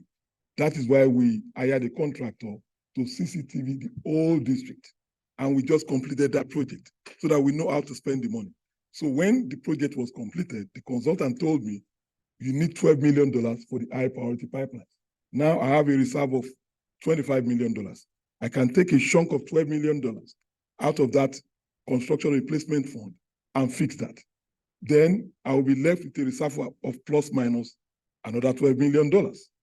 I need at least $6 million to operate because my annual budget is about $6 million a year. So if I have $10 million, then I'm safe. When my strategy now is that we increase the connection fee so that developers pay at least 50% of the cost of expansion, and then the rest will come from rate increase and from the reserve. So my strategy is that I don't want to increase rates when the projects are not there. At the same time, because the interest rate is very, very, very high right now. It's about 8% on the municipal bond. So I have to wait, see where as developers come in, then, I strategize and I upgrade the system accordingly. Did you just say your reserves were 25 and the report it says 23? I was trying to make sure I know. Let me speak to that. Yeah. Well, is the number 23 or 25? What's the It's reserve? currently number? 23, but it's going to increase to 25 by the end of this year because I'm So- expecting to receive additional revenue in December. Fine. 23, 25. What percentage of your yearly budget is your reserve amount? So 23 million is what percentage of how much you spend in a year? 4 times. Every year I spend $2 million. No, what is your annual operating budget? 6 million. $6 million, yes. So your reserves are 4 times the amount of your annual operating budget. That's correct. Okay. When's the last time y'all conducted an inflow and infiltration study? The inflow and infiltration study was conducted plus minus maybe about before I became the general manager, maybe over 6 years ago. Last question, and I'll be asking the same one to the city. How well do you feel like you coordinate with the city of East Palo Alto? I beg your pardon? How well do you coordinate with the city? We've been coordinating with the city. We used to have intergovernmental meeting once every month for a very long time, since I became the general manager. And the city has been telling me that the race needs to go up. I mean, we're all aware that we need to expand the system. But I think the bone of contention is how to pay for it. The city believes I should just increase rates and do everything, shift the cost to the existing ratepayers. The district believes the existing ratepayers and the developers should share the cost. That is just the difference. So the city approached me and told me, increase the rates and just fund all this expansion. And I've been saying it's not fair for the existing ratepayers to share all the burden. That is just the difference. And it's unconstitutional to do that. And so the intergovernmental meetings ceased about a year ago Because- when that logjam was reached. Exactly. Thank you very much. I also have questions for the city, if I may. So, earlier, EPASD addressed some of the lists of developments that were initially stated as not being addressed. Can you address their addressing? So in other words, they said, no, wait a minute, we connected those developments. Do you have a response to, if you recall it? And I'm not opposed to dialogue if you want to confer. I do not have a 1-for-1 list of, I can't go through the 25 projects that they. I can share. I've seen them. I'm saying I don't know the response for each Oh, of those gotcha. 25. However, a number of projects that I do know, like I pointed out, Sand Hill, I contacted them where it says the developer is ready and willing to pay the connection fee. The gentleman from Sand Hill said that's not true. I spoke to Emerson Collective and they informed me that they in fact do have a will serve letter from the sanitary district that it required them 9 months of discussion to get down from several $1 million connection fee to $600,000 connection fee. But again, I can't respond to all 25 of those. I don't necessarily believe it. If I may, John Lai, City Attorney for the City of East Palo Alto. I did have a chance to talk to our planning department about each of these. I can't report on all of them. What I do want to note though, of all these 25, the vast majority of them seem to be work in progress, as opposed to, we definitely got a will serve letter. What doesn't jump off of the page of this description of sort of highlights of what they've done in terms of will serves is how long they've taken. And the city manager has already alluded to that. 965 weeks took over 7 months, according to the applicant. 2340 Cooley, which is number 8, took over a year for a development contract to be in place. Number 10, 1788 East Bay Shore Road, which, quote, this is a small 1-unit project, is highlighted here as something that, they've done in terms of will serves, yet it took four years and it's still not completed.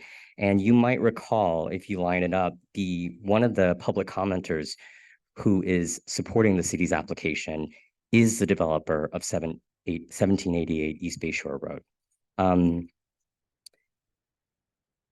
Another one is 2535 Pulgus Avenue. That's job train that took 8 months. Now I was able to talk to our special assistant city manager about what's typical.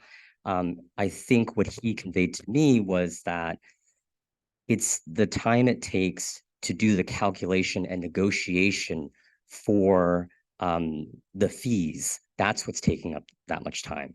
And he doesn't believe anywhere from 6 all the way up to 8 months is typical for a city. So, in the interest of full disclosure, I'm one of the 2 city board representatives. I sit on the city council in Pacific. I'm the mayor currently. So I think that it's a common occurrence that every city in the state has been thinking about housing element this year and regional housing need allocation numbers. And so with that heavy on my mind from my own city, I walk into this conversation thinking, oh, how does that affect your arena? And are you expecting the state to come down on you hard if you're not able to align with the district insofar as connecting the lines and then allowing development to go forward? How does that jibe? What's your impression? I'm so glad you brought that up. I actually wanted to address that. I'm fortunate enough to have served in the city attorney's office for the city of East Palo Alto for 2 housing element cycles. I can tell you right now that the last housing element cycle was very, very different. HCD, who holds the keys to the kingdom in terms of approving your housing element, has been a lot more assertive. Some would say aggressive. The arena is definitely important. We wouldn't say that. No, for the record, no. But what I will say is that RENA is important, but what is also important, and working with staff, is that the city is supposed to analyze and figure out how to remove governmental constraints. Now, if HCD were to take the position that not having will serve letters because they are a barrier to development takes the position that that is a governmental constraint, I would be hard pressed to respond. But what I would probably say is that because that is the responsibility of a separate special district, it's not our responsibility. And to your earlier point about whether or not there's actually a state law that requires the district to approve a will serve letter, and it sounds like the answer was no, you could have a situation in which the city is not responsible for issuing that will serve, and the district says they're not going to issue one, and there's nothing in state law that would require them to do that. You would have a situation where there is no accountability. The city's application would allow for that accountability to happen. Thank you. May I also address that on behalf of the district? Sure. So I've helped Sausalito do 3 housing elements over the years as a planning commissioner and council member.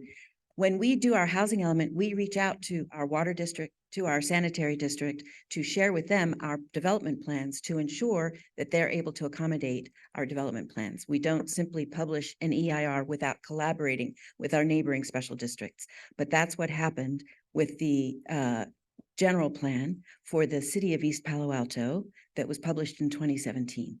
The district did not become aware of the significant development plans by the city of East Palo Alto until after the general plan was published. And the city then the district then undertook the work to develop a capacity fee appropriate to that level of development.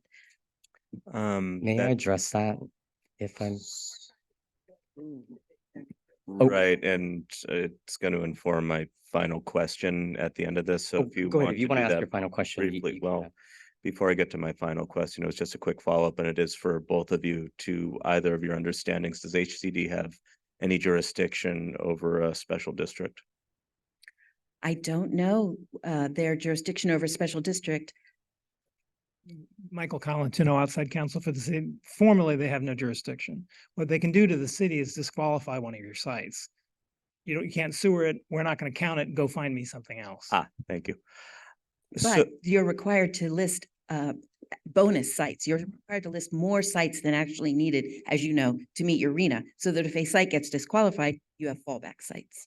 I was the house minister for the city of Sunnyvale, and it went through one cycle of the HCD, and our city did not have sanitary sewer capacity, and we had HCD said you've got to fix it. And so it was, that was a while ago, but I'm just saying it was a very difficult situation for us. And so I thoroughly understand the angst on that when a special district or any utility, even if a city owns and operates it, has limited capacity. So I understand that. And ultimately, the nature of my questions are trying to discern the nature of the relationship and whether or not it's a functional relationship, whether or not it serves the community as a whole. So my final question, and it's a very general one, and it's more or less the same one I asked them, but your response might inform it and whatever else occurs to you. Bottom line, do you feel like you're good partners with the water district? Sewer district. I apologize. You know, I was appointed to this position in January, so I don't know that that's a fair, question. I know there are a number of council members who have tried to cooperate, and there's a long history there, and I don't get the sense that there's that ability to kind of do that. But maybe the city manager wants to address that. I also am, I started after John. However, I do want to say that outside of the general plan, which was, I believe, adopted in 2016, the city of East Palo Alto regularly meets with or provides opportunities for special districts that also serve this community to meet with our development review team. Menlo Fire regularly comes to those meetings. The sanitary district does not. Thank you very much.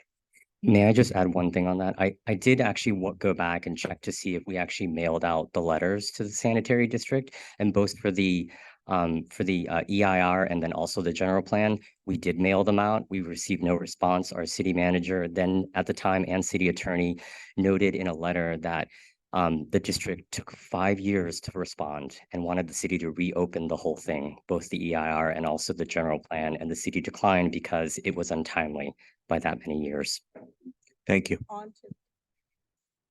Thank you. So quick question, Rob, is West Bay Sanitary District also on still, so I can ask some questions? I'm a ratepayer for West Bay as well.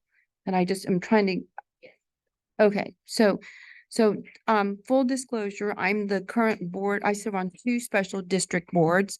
I'm currently the president of the Menlo Park Fire Protection District Board, which serves East Palo Alto, in Atherton and Menlo Park and unincorporated sections of San Mateo County. And I'm also on the San Mateo County Harbor District Board, which is an enterprise district.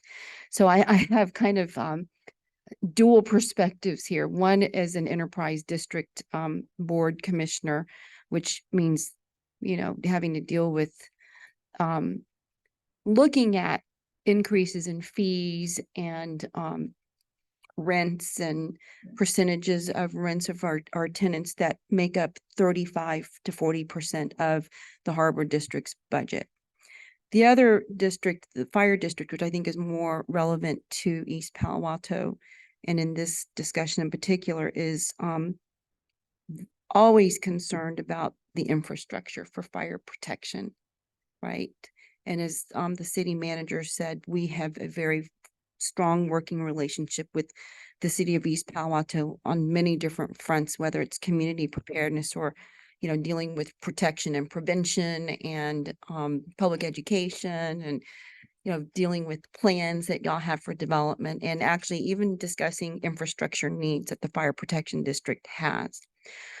So I don't want to sound too critical, and I don't know enough about sewer districts I know enough to maybe not sound as informed as I should be, but I do have a financial background, so I'm kind of looking at this through fiscal responsibility and financial management, that perspective.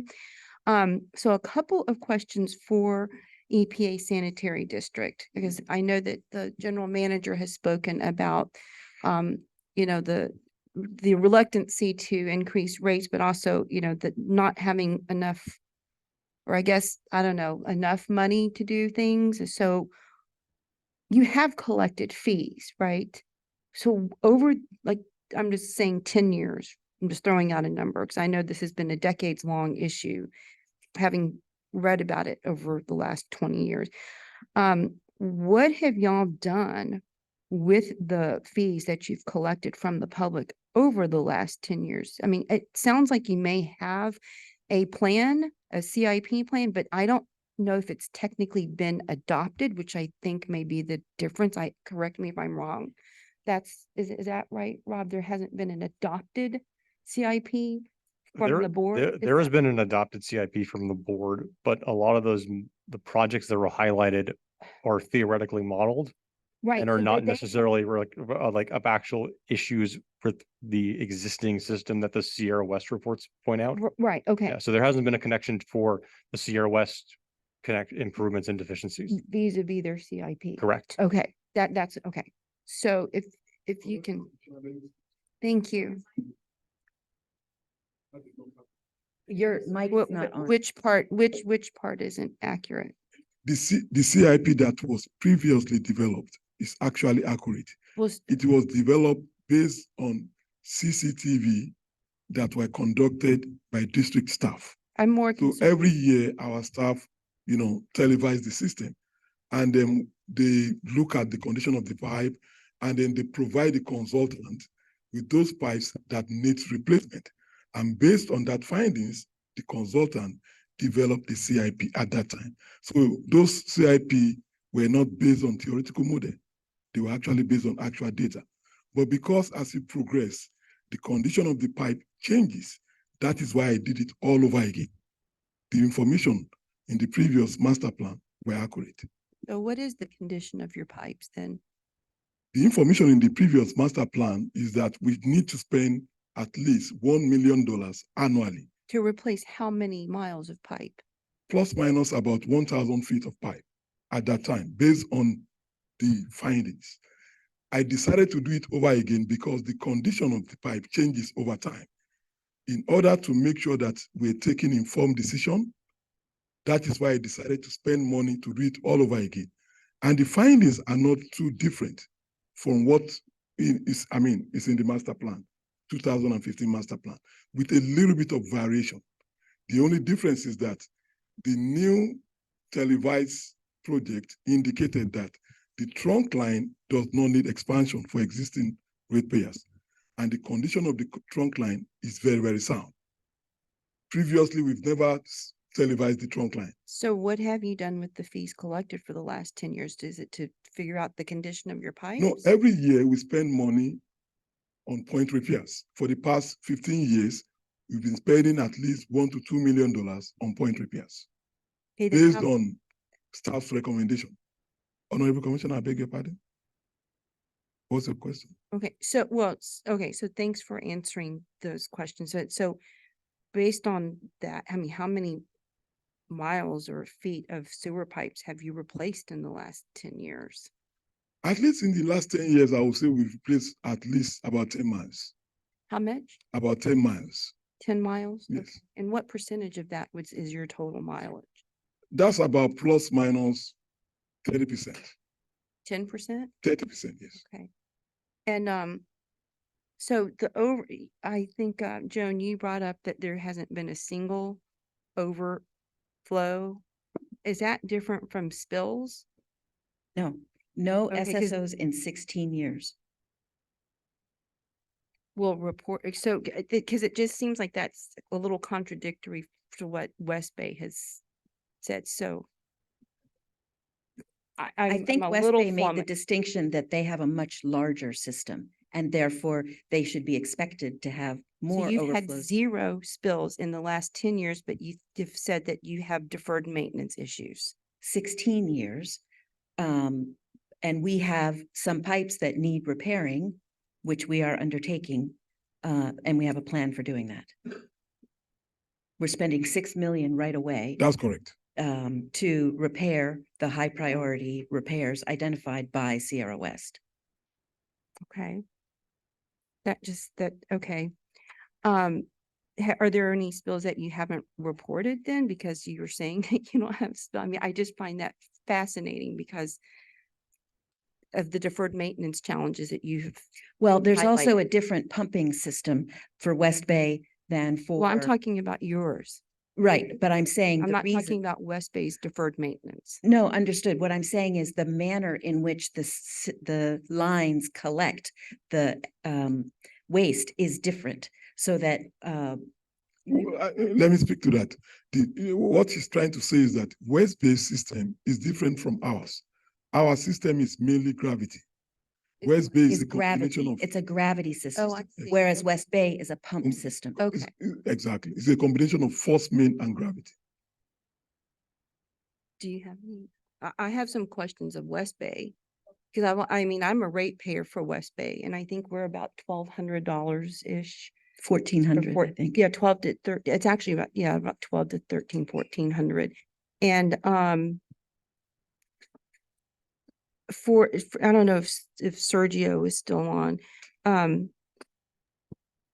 Yes, sorry. Sergio, can you break that out? I mean, I can understand why East Palo Alto Sanitary District residents would be concerned about increased rates, but I also understand that part of our payment of West Bay Sanitary District goes to a sewer plant that you own. Is that correct? That's correct. Our that's right. Yeah, the question was for West Bay, correct? Correct. Yeah, so our base rate for residential and multifamily units is $1,250 per year. $1,250. Half of that goes to capital improvements and O&M of our Joint Powers Authority, our treatment plant, the Silicon Valley Clean Water Plant. So half of that goes to them for capital improvement needs and to process the wastewater flow, convert some of that to recycled water. And the other half, the other $600 or so, stays at West Bay to improve our pipes. We do about 2% of our system every year. That's about 4 miles or so per year. It's 20,000 feet per year that we do with that money. We also use our connection fees as intended. Our connection fees are primarily to buy into the system and to improve your system and improve its capacity for future development. So we can collect connection fees to improve our system for future growth and partner with future developers to increase it even further if we need to. But we use sewer service charges to maintain our system and do some pipe repairs, but we use our connection fees to improve the capacity and have as people buy into the system. Okay, thanks. So do you think that your system could be better than West Bay's then? Because it sounds like things, sorry, is that better? Mm-hmm. So it just seems like you think that the system that you have is working better than what West Bay could be providing, but it also sounds like a lot of dissatisfaction from what I've heard from public comments that were made tonight. So how can you work together more collaboratively with the city to make sure that things are better? And the city, I mean, Melvin, I'd like to ask that same question for you, because clearly the system is dissatisfactory for a lot of residents here. I think. Yes, I think before, this meeting was scheduled, we had, there's a plan to have a joint session with the city council. And then I was already, in coordination with the city manager. He was busy talking to the council members to choose a date for the joint session of the two, governing bodies to meet and then discuss a way forward.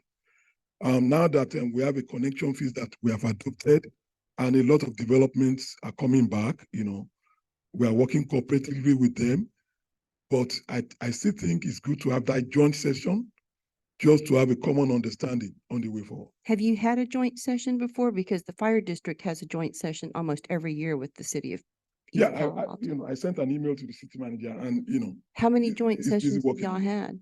Because this is not a new issue. Mr. O'Keefe is mentioning a planned session that we're trying to schedule now. The city, again, as I said earlier in my comments, had an intergovernmental committee, which was a ongoing joint session where the city and sanitary district tried to discuss a path forward. And the discussions didn't go anywhere, which was the catalyst of the city asking for a municipal service review. Going forward, depending on the decision that you make, the city is obviously, as I'm with any community partner, willing to work and trying to work together. Okay. And may I say, the district authorized me to also say that the district would welcome the opportunity to sit down with the city leadership to try to hash out a compromise of this issue that we're facing right now. Because earlier tonight, one of you asked, is there not some cooperative solution available? Right, but And this is not a new issue. So the fact that we're here at the 11th hour is concerning to me. Understood, but we now have the data that we need to have an informed session regarding the best path forward. Okay. No. Commissioner Slocum, do you have a question? You're on mute. Yep. Commissioner Slocum. All right.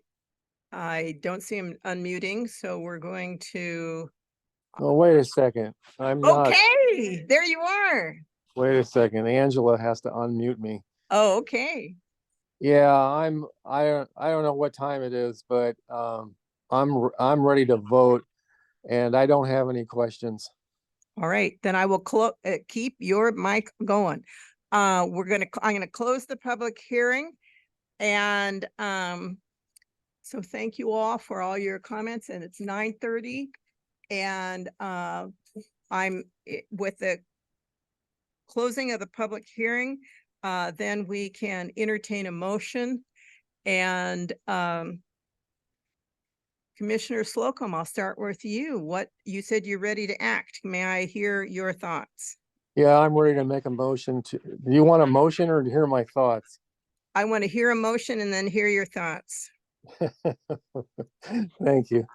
I'm prepared to make a motion to uphold the staff's recommendations. I don't know if council wants me to read them all. It's kind of tiny on my cell phone screen, but I would make that motion first. It's not necessary. It's not necessary to read the staff recommendation. Okay. Okay, thank you. Do we have a second for that recommendation? I'll second it. It's been moved and seconded to move staff recommendation. Comments, anybody have comments? Commissioner Slocum, you said you did. I will start with you. No, I didn't mean to say I had comments, but thank you for the opportunity. All right. Yes. We'll start here and go down this way. So I brought up the issue of governance and the representation for the Menlo Park residents. And so I really think that that has to be ironed out in the most flexible way. Because the Menlo Park residents don't get to vote on this, the board that will be governing the subsidiary special district. So Rob, I'm not sure how you want to take suggestions from at least the commission that to be imparted to the two relevant parties here. Excuse me, Madam Chair. Excuse me, Madam Chair, but there's a motion and a second on the floor. We're discussing this now. That's the only thing. I'm almost done, Warren. Sorry. That's just my concern. You asked for comments. Comments on the motion. Right. So that's part of the agreement. Right. Is this. So that's why I'm bringing it up. Are you wanting more if yeah, you could put the slide on with the conditions Then and just pardon? And it's the last condition on the slide. And Chair. what change do you want to that condition? I would like for the city of East Palo Alto to reach out to the city of Menlo, or the council of East Palo Alto to reach out to the council from Menlo Park to see if the district, I think it's the District 5 council seat, could be one of two of the reserve seats. So right now they're saying the recommendation is to include at least one. And I'm suggesting at least one plus the council member there. I mean, I know it's not going to be a lot of teeth because it's an advisory committee, but at least if one of the elected representatives from the Menlo Park City Council is on there, then that person represents that particular district. Is that acceptable? Is that modification acceptable to the maker of the motion? Yes. Thank you. Same to the second, acceptable to you? Yep, that's Yeah. all I have. All right. Thank you. Are there any other modifications? All right, let's vote. Can you please, and then after the vote, the staff I know has some information for us. Can you call a roll, please? Thank you, Madam Chair. So that was a motion by Commissioner Slocum and a second by Commissioner Rohrbach. Commissioner Chen Corrali? Commissioner Big Stick? Yes. Commissioner Slocum? Yes. Commissioner Martin? Yes. Commissioner Rohrbach? Yes. Chair Draper? Yes. Thank you, Chair. Motion carries. All right. There are some next steps. And I know it's late, but I think it's important for all people to know what the next steps are with this matter. And here they are. And we're not going to have a public hearing on it. We're just going to say what they are. Yes, thank you, Chair Draper. After a 30-day reconsideration period, which will start today, there is a protest proceeding that will follow. And LAFCo will give notice of the protest hearing to landowners and registered voters in the EPAC service area via 1/8 ad. And that is as the same noticing requirements that we had for this hearing tonight. For a landowner protest, there's a certain thresholds that has to be met, and same thing with registered voters, and they're both here on the screen. If the commission has any specific questions about this, I'd happy to answer them. But these are the general steps that will be moving forward. So the protest period and the reconsideration period, excuse me, followed by the protest period. Okay. Thank you. And now we go, I have a question for the commission. We have other items that are on the agenda today, but they can be continued. And do you want to just finish the agenda? Okay, she says, let's go. Well, I don't know. Okay, let's get it done. All right. Then let us go on to item number 5. And this is an update on Broadmoor. All right. It's an informational item. Okay. You have this. And they didn't, This is the only contradicting each other. problem. This is the only. Yeah, they weren't. Okay. You're talking about. Yes, yes.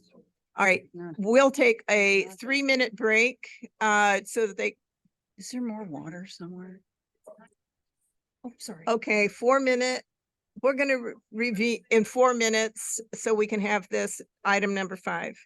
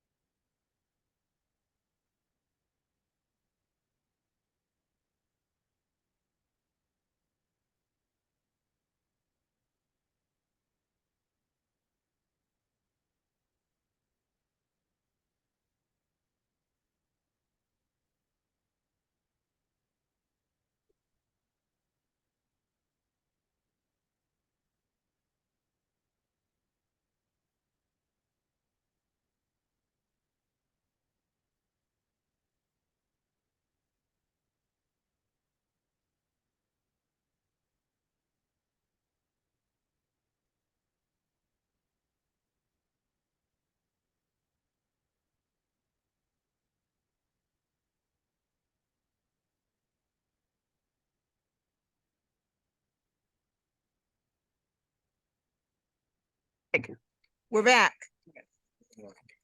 And now I've sort of lost my place. An update on the Broadmoor District. We have some information in the packet. Is there more information? Staff. Okay. Thank you, Chair Draper. I'm going to be giving a informational update on the Broadmoor Police Protection District. So as of today, the district has not filed for Chapter 9 bankruptcy. As of November 8th, I don't think you're. you can't hear me? Yeah. Oh, sorry. Okay. Okay. Is that better? Yeah. All right. Okay. Starting over, the district has not filed for Chapter 9 bankruptcy yet. And the fund balance as of November 8th is $175,000. The district remains in the county's voluntary investment pool despite a fund balance below the minimum required $250,000 balance. The county is working to transition the district into a district-specific account. Don't have further details at this time. After our last commission meeting in October, staff received the FY 21-22 audit from Supervisor Mueller, actually. The audit had been published in May. We received it at the end of October. It revealed that the district has suffered significant loss in the last several years, has a net deficiency in net assets, and has substantial doubt about the district's ability to continue. As we mentioned at the last LAFCo meeting, the Board of Supervisors deliberated on a request from the district to provide them a one-time grant of district discretionary Measure K funds in the amount of $750,000 to fund the continued operation of the district. The Board of Supervisors continued that item to November 7th because they had some concerns about oversight and accountability of the funds. The item was not included in the November 7th agenda, and we don't have an update on when or if it will be heard. After staff published the agenda for today's meeting, we received an update from the chief who said that the district has not filed for bankruptcy and is actively trying to avoid doing that with the recently implemented expenditure reductions, reducing salary personnel expenses. The district is having discussions with the county CEO and the sheriff's office about contingency plans if needed. Happy to take any questions, if any. If not, we will update at the next meeting. Are there any questions? I have a question. Okay. Can you explain to me what the sheriff's office discussions are about? Do you have more detail? Okay. To my understanding, that was a conversation that was informed from us by Broadmoor, and Broadmoor had said that they were ongoing conversations about potential staffing contingencies, but it is not known from our office if there's any more discussion, but we can follow up with the sheriff's office to get more detail about that particular question. But this discussion does not involve any change in governance or anything like that. But my speculation is that this is as if the district would continue to exist with no change in governance, but there becomes a time, maybe there is a staffing issue that Broadmoor may have, or regarding payments to existing officers if they need to supplement with sheriff's office. That's my probably guess at what those discussions are, but we can confirm with the sheriff's office. Thank you. That's helpful. Katie? As a practical matter, do we have any other information about whether or not the services are being performed and the staff is being paid? As Broadmoor has said, that as of right now, they do have sufficient funds to continue on to operations. They do not see bankruptcy in the near term. Okay. So I'm going to take that they are able to pay some level of staffing. The exact level of that staffing, though, is kind of in question. Because we saw at our last meeting, we had an update that from the Measure K staff report that was presented to the Board of Supervisors, there was a list of cost saving maneuvers and measures that the district had taken. Some of that had been then to furlough or to move from part-time staff or to move more in the direction of volunteers. We can certainly follow up at the next meeting with the chief to see what measures have changed, if any, and what level of service they're providing the community. They have not provided an update through their commission meetings that I have seen that is explicitly stated what their level of service is or changes to it. But we can certainly ask that from Broadmoor at our January meeting. Correct me if I'm wrong, our next meeting is in January. Yes, our next regular scheduling meeting is in January. Will doesn't the county fund in December? You mean regarding property tax? Yeah. So that is part on, we had that actually somewhere in the notes. But one of the reasons that the fund balance is what it is right now is that the district has received a portion of its property tax, and in December it will then receive more of that property tax. So they did receive actually revenue that we weren't expecting. It was probably going to come in December. That did come in the month of the previous month. That helped their fund balance issue. That was the ERAF. No, that was I believe it was unsecured property tax. So like boats and what have you, airplanes. So that's my understanding. And yes, when they have the secured property tax, like your house and so forth, that should come in the next month. Thank you.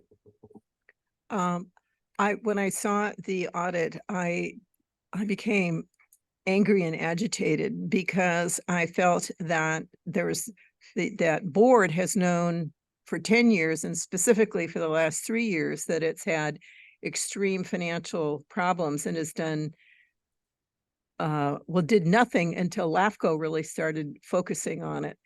And then they started doing some things, but you may remember when we started, they were very indignant that we were even asking the question because they were solid. And we know that's not the case. So one of my questions is, could we start or initiate not dissolving the district, but rather changing it? I now have lost the term, so that the Board of Supervisors, so they become a dependent special district, because I have no faith that their leadership will do anything or has the capacity to do anything. And so can we initiate that action? So it has been a long evening, so I will try to keep my answer brief and I can go into more detail say yes at or January, no? but there is no great mechanism to do Okay. that. For subsidiary districts, which we had the proposal and hearing tonight on, that is limited to cities being able to be the governing body, not the county board of supervisors. Oh, okay. So the mechanism for the county to become the governing body essentially would more than likely have to be the creation of a county service area and then providing the service from the county service area, but not keeping the Broadmoor Police Protection District as it currently exists. It would need to change in some which way. The way most likely to change that then so that the county can become the governing body is to dissolve the district. That would be the mechanism that the county could be then, and with the subsequent creation of then a county service area, if they want to have a direct service from either the sheriff's office or Daly City with the contract, that is the mechanism. So, okay, and I was distressed the county board of supervisors wanted to propose providing money, and it was to what, for what, how long would, I mean, there was so many questions. The board as a whole did not give it a second, but I would be concerned. So somehow I think LAFCo really may need to step up its conversation with the county in terms of, and I don't have the answers tonight, in terms of what it may need to do, or we would like it to do. And so I'll end that comment. Commissioner Bixby. The other two police protection districts in the state are subsidiary districts, correct?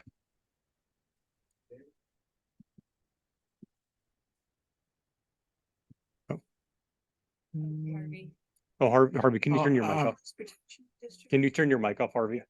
Sorry, there we go. Sorry, there can only be so many mics on, I guess, at one time. The two other police protections in California are both in Fresno County. They exist as formed as independent police protection districts, the same formation and code sections that Broadmoor follows. The difference with those two police protection districts in Fresno County is they do not have their own officers. They contract with the county sheriff's office for additional police protection, but they still do have a 3-member governing body that then is voted on by those people within the district. And they then have a contract with the Fresno County Sheriff's Office to provide police protection to their area. So Broadmoor is the third police protection district still in existence. They are the only ones, though, that directly hire their own officers. I think she asked, they're not necessarily certified either, are they? I don't know the sworn nature and like completion of post ones. I believe you would have to be for your officers. I don't know. I can't speak to it for volunteers, and I don't know the exact how many officers they have that are sworn anymore, because I know that number has decreased. Well, for a fire district, the professionals are all sworn employees. Yeah. I think I heard some sense of it, but do we know specifically what recently implemented expenditure reductions means at this point? So in our understanding, from at least again, what was presented at the part of the Measure K item that went to the Board of Supervisors.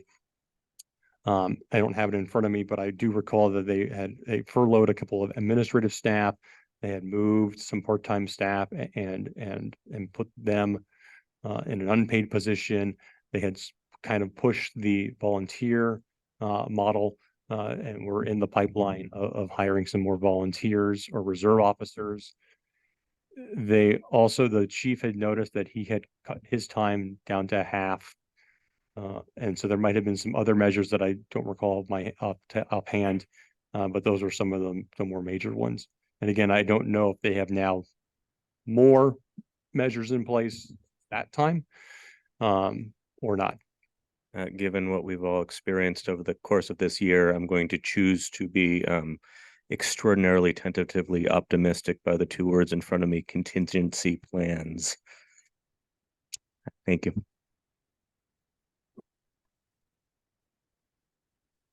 Yeah, I have a comment. Hold on, I want to get Commissioner Slocum. Do you have any comments on Broadmoor or questions? When is somebody going to do something is my question, but I know we can't answer that here tonight. But let me just say that it was Supervisor Canepa that brought the Measure K discretionary funding measure forward, and he will not be bringing that back. So in terms of the board contemplating giving any money to Broadmoor, it's off the table at the moment. Thank you for that information, but I share your, when are we going to do something? And maybe we can have in January more like a study session brainstorming item on what's next. Commissioner Rohrbach. I just want to emphasize this lead that was buried about the audit said that there's substantial doubt about the organization's ability to continue as a going concern. I think that's very significant, and we should understand that. And as I said at the last meeting, my personal opinion is that the best way that the citizens of Broadmoor can be served is if the Daly City Police Department takes is a subsidiary subsequent provider of services. But I think in January we really ought to, I agree with Commissioner Slocum, do something, okay? And You know, we had heard that it would take 2 years if LAFCO initiated a dissolution. That I don't believe is the case. I believe we can act and act much more quickly than that. So that's my 2 cents. Thank you. We have a hand. Yes, Madam Chair, we do have one virtual hand raised from public member Andrea Hall. Oh, all right. You have 2 minutes. Sorry.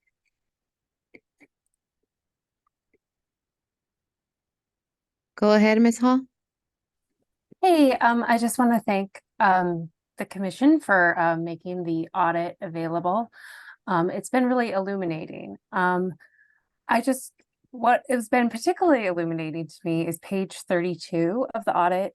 And it says that 2 cases pending litigation after June 30th, 2021 have a potential liability payment of $750,000 as of June 26, 2022, estimated from attorney.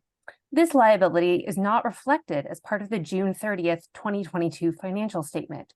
The district risk pool insurance will cover all expenses and its settlement. Time and time again this year, we have heard from the Broadmoor Police and its chief saying that their fiscal shortfalls are a result of continued litigation. But in this audit, they say that their insurance is covering the full cost of this litigation. So where is the money that is allegedly going to this litigation actually going towards? I mean, it's just infuriating that this has been allowed to go on for so long. I mean, and without any scrutiny. I mean, to me, it just seems like there's so many inconsistencies in their financial picture, and everyone is fully aware of them, and no one is taking any action, and we have to continue to pay taxes. And I mean, I'm aware that, you know, LAFCO has limited tools at its disposal to fix this, but it's just incredibly frustrating to me. And with that, I will cede my time. Thank you very much. Thank you, Ms. Hall. And with that, Madam Chair, we have no further hand raised for item number 5. Okay. And we have commissioners' staff report. I just wanted to say that we normally have elections today, but the staff chose not to do elections. We're going to do it January. And then I will start off as the chair, and I assume that my esteemed vice chair will become chair. And once we do the election, she will be the new chair. So the question will be who becomes vice chair. And that's my report. Yes. So briefly, given the odd way in which we began the evening with general public comment, the City Council of the City of Pacifica, September 25th, also began our meeting in a similar odd fashion, to which my response, amongst others, I have this little talk show on the public access station in my community. And I decided to have a number of electeds from the region, Maurice Goodman of Millbrae, Andrews Fong of Millbrae, and Mark Nagalis of South City onto the show to discuss how, in Mark's case, we've been responding to a similar odd occasion. And on the other hand, sharing perspective from the point of view of a number of various diversities that we might have. And so that was my response. So if anyone has interest in that discussion, you can go to YouTube, Mayor's Office, Tiger Jazz. It's the one entitled Against Hate.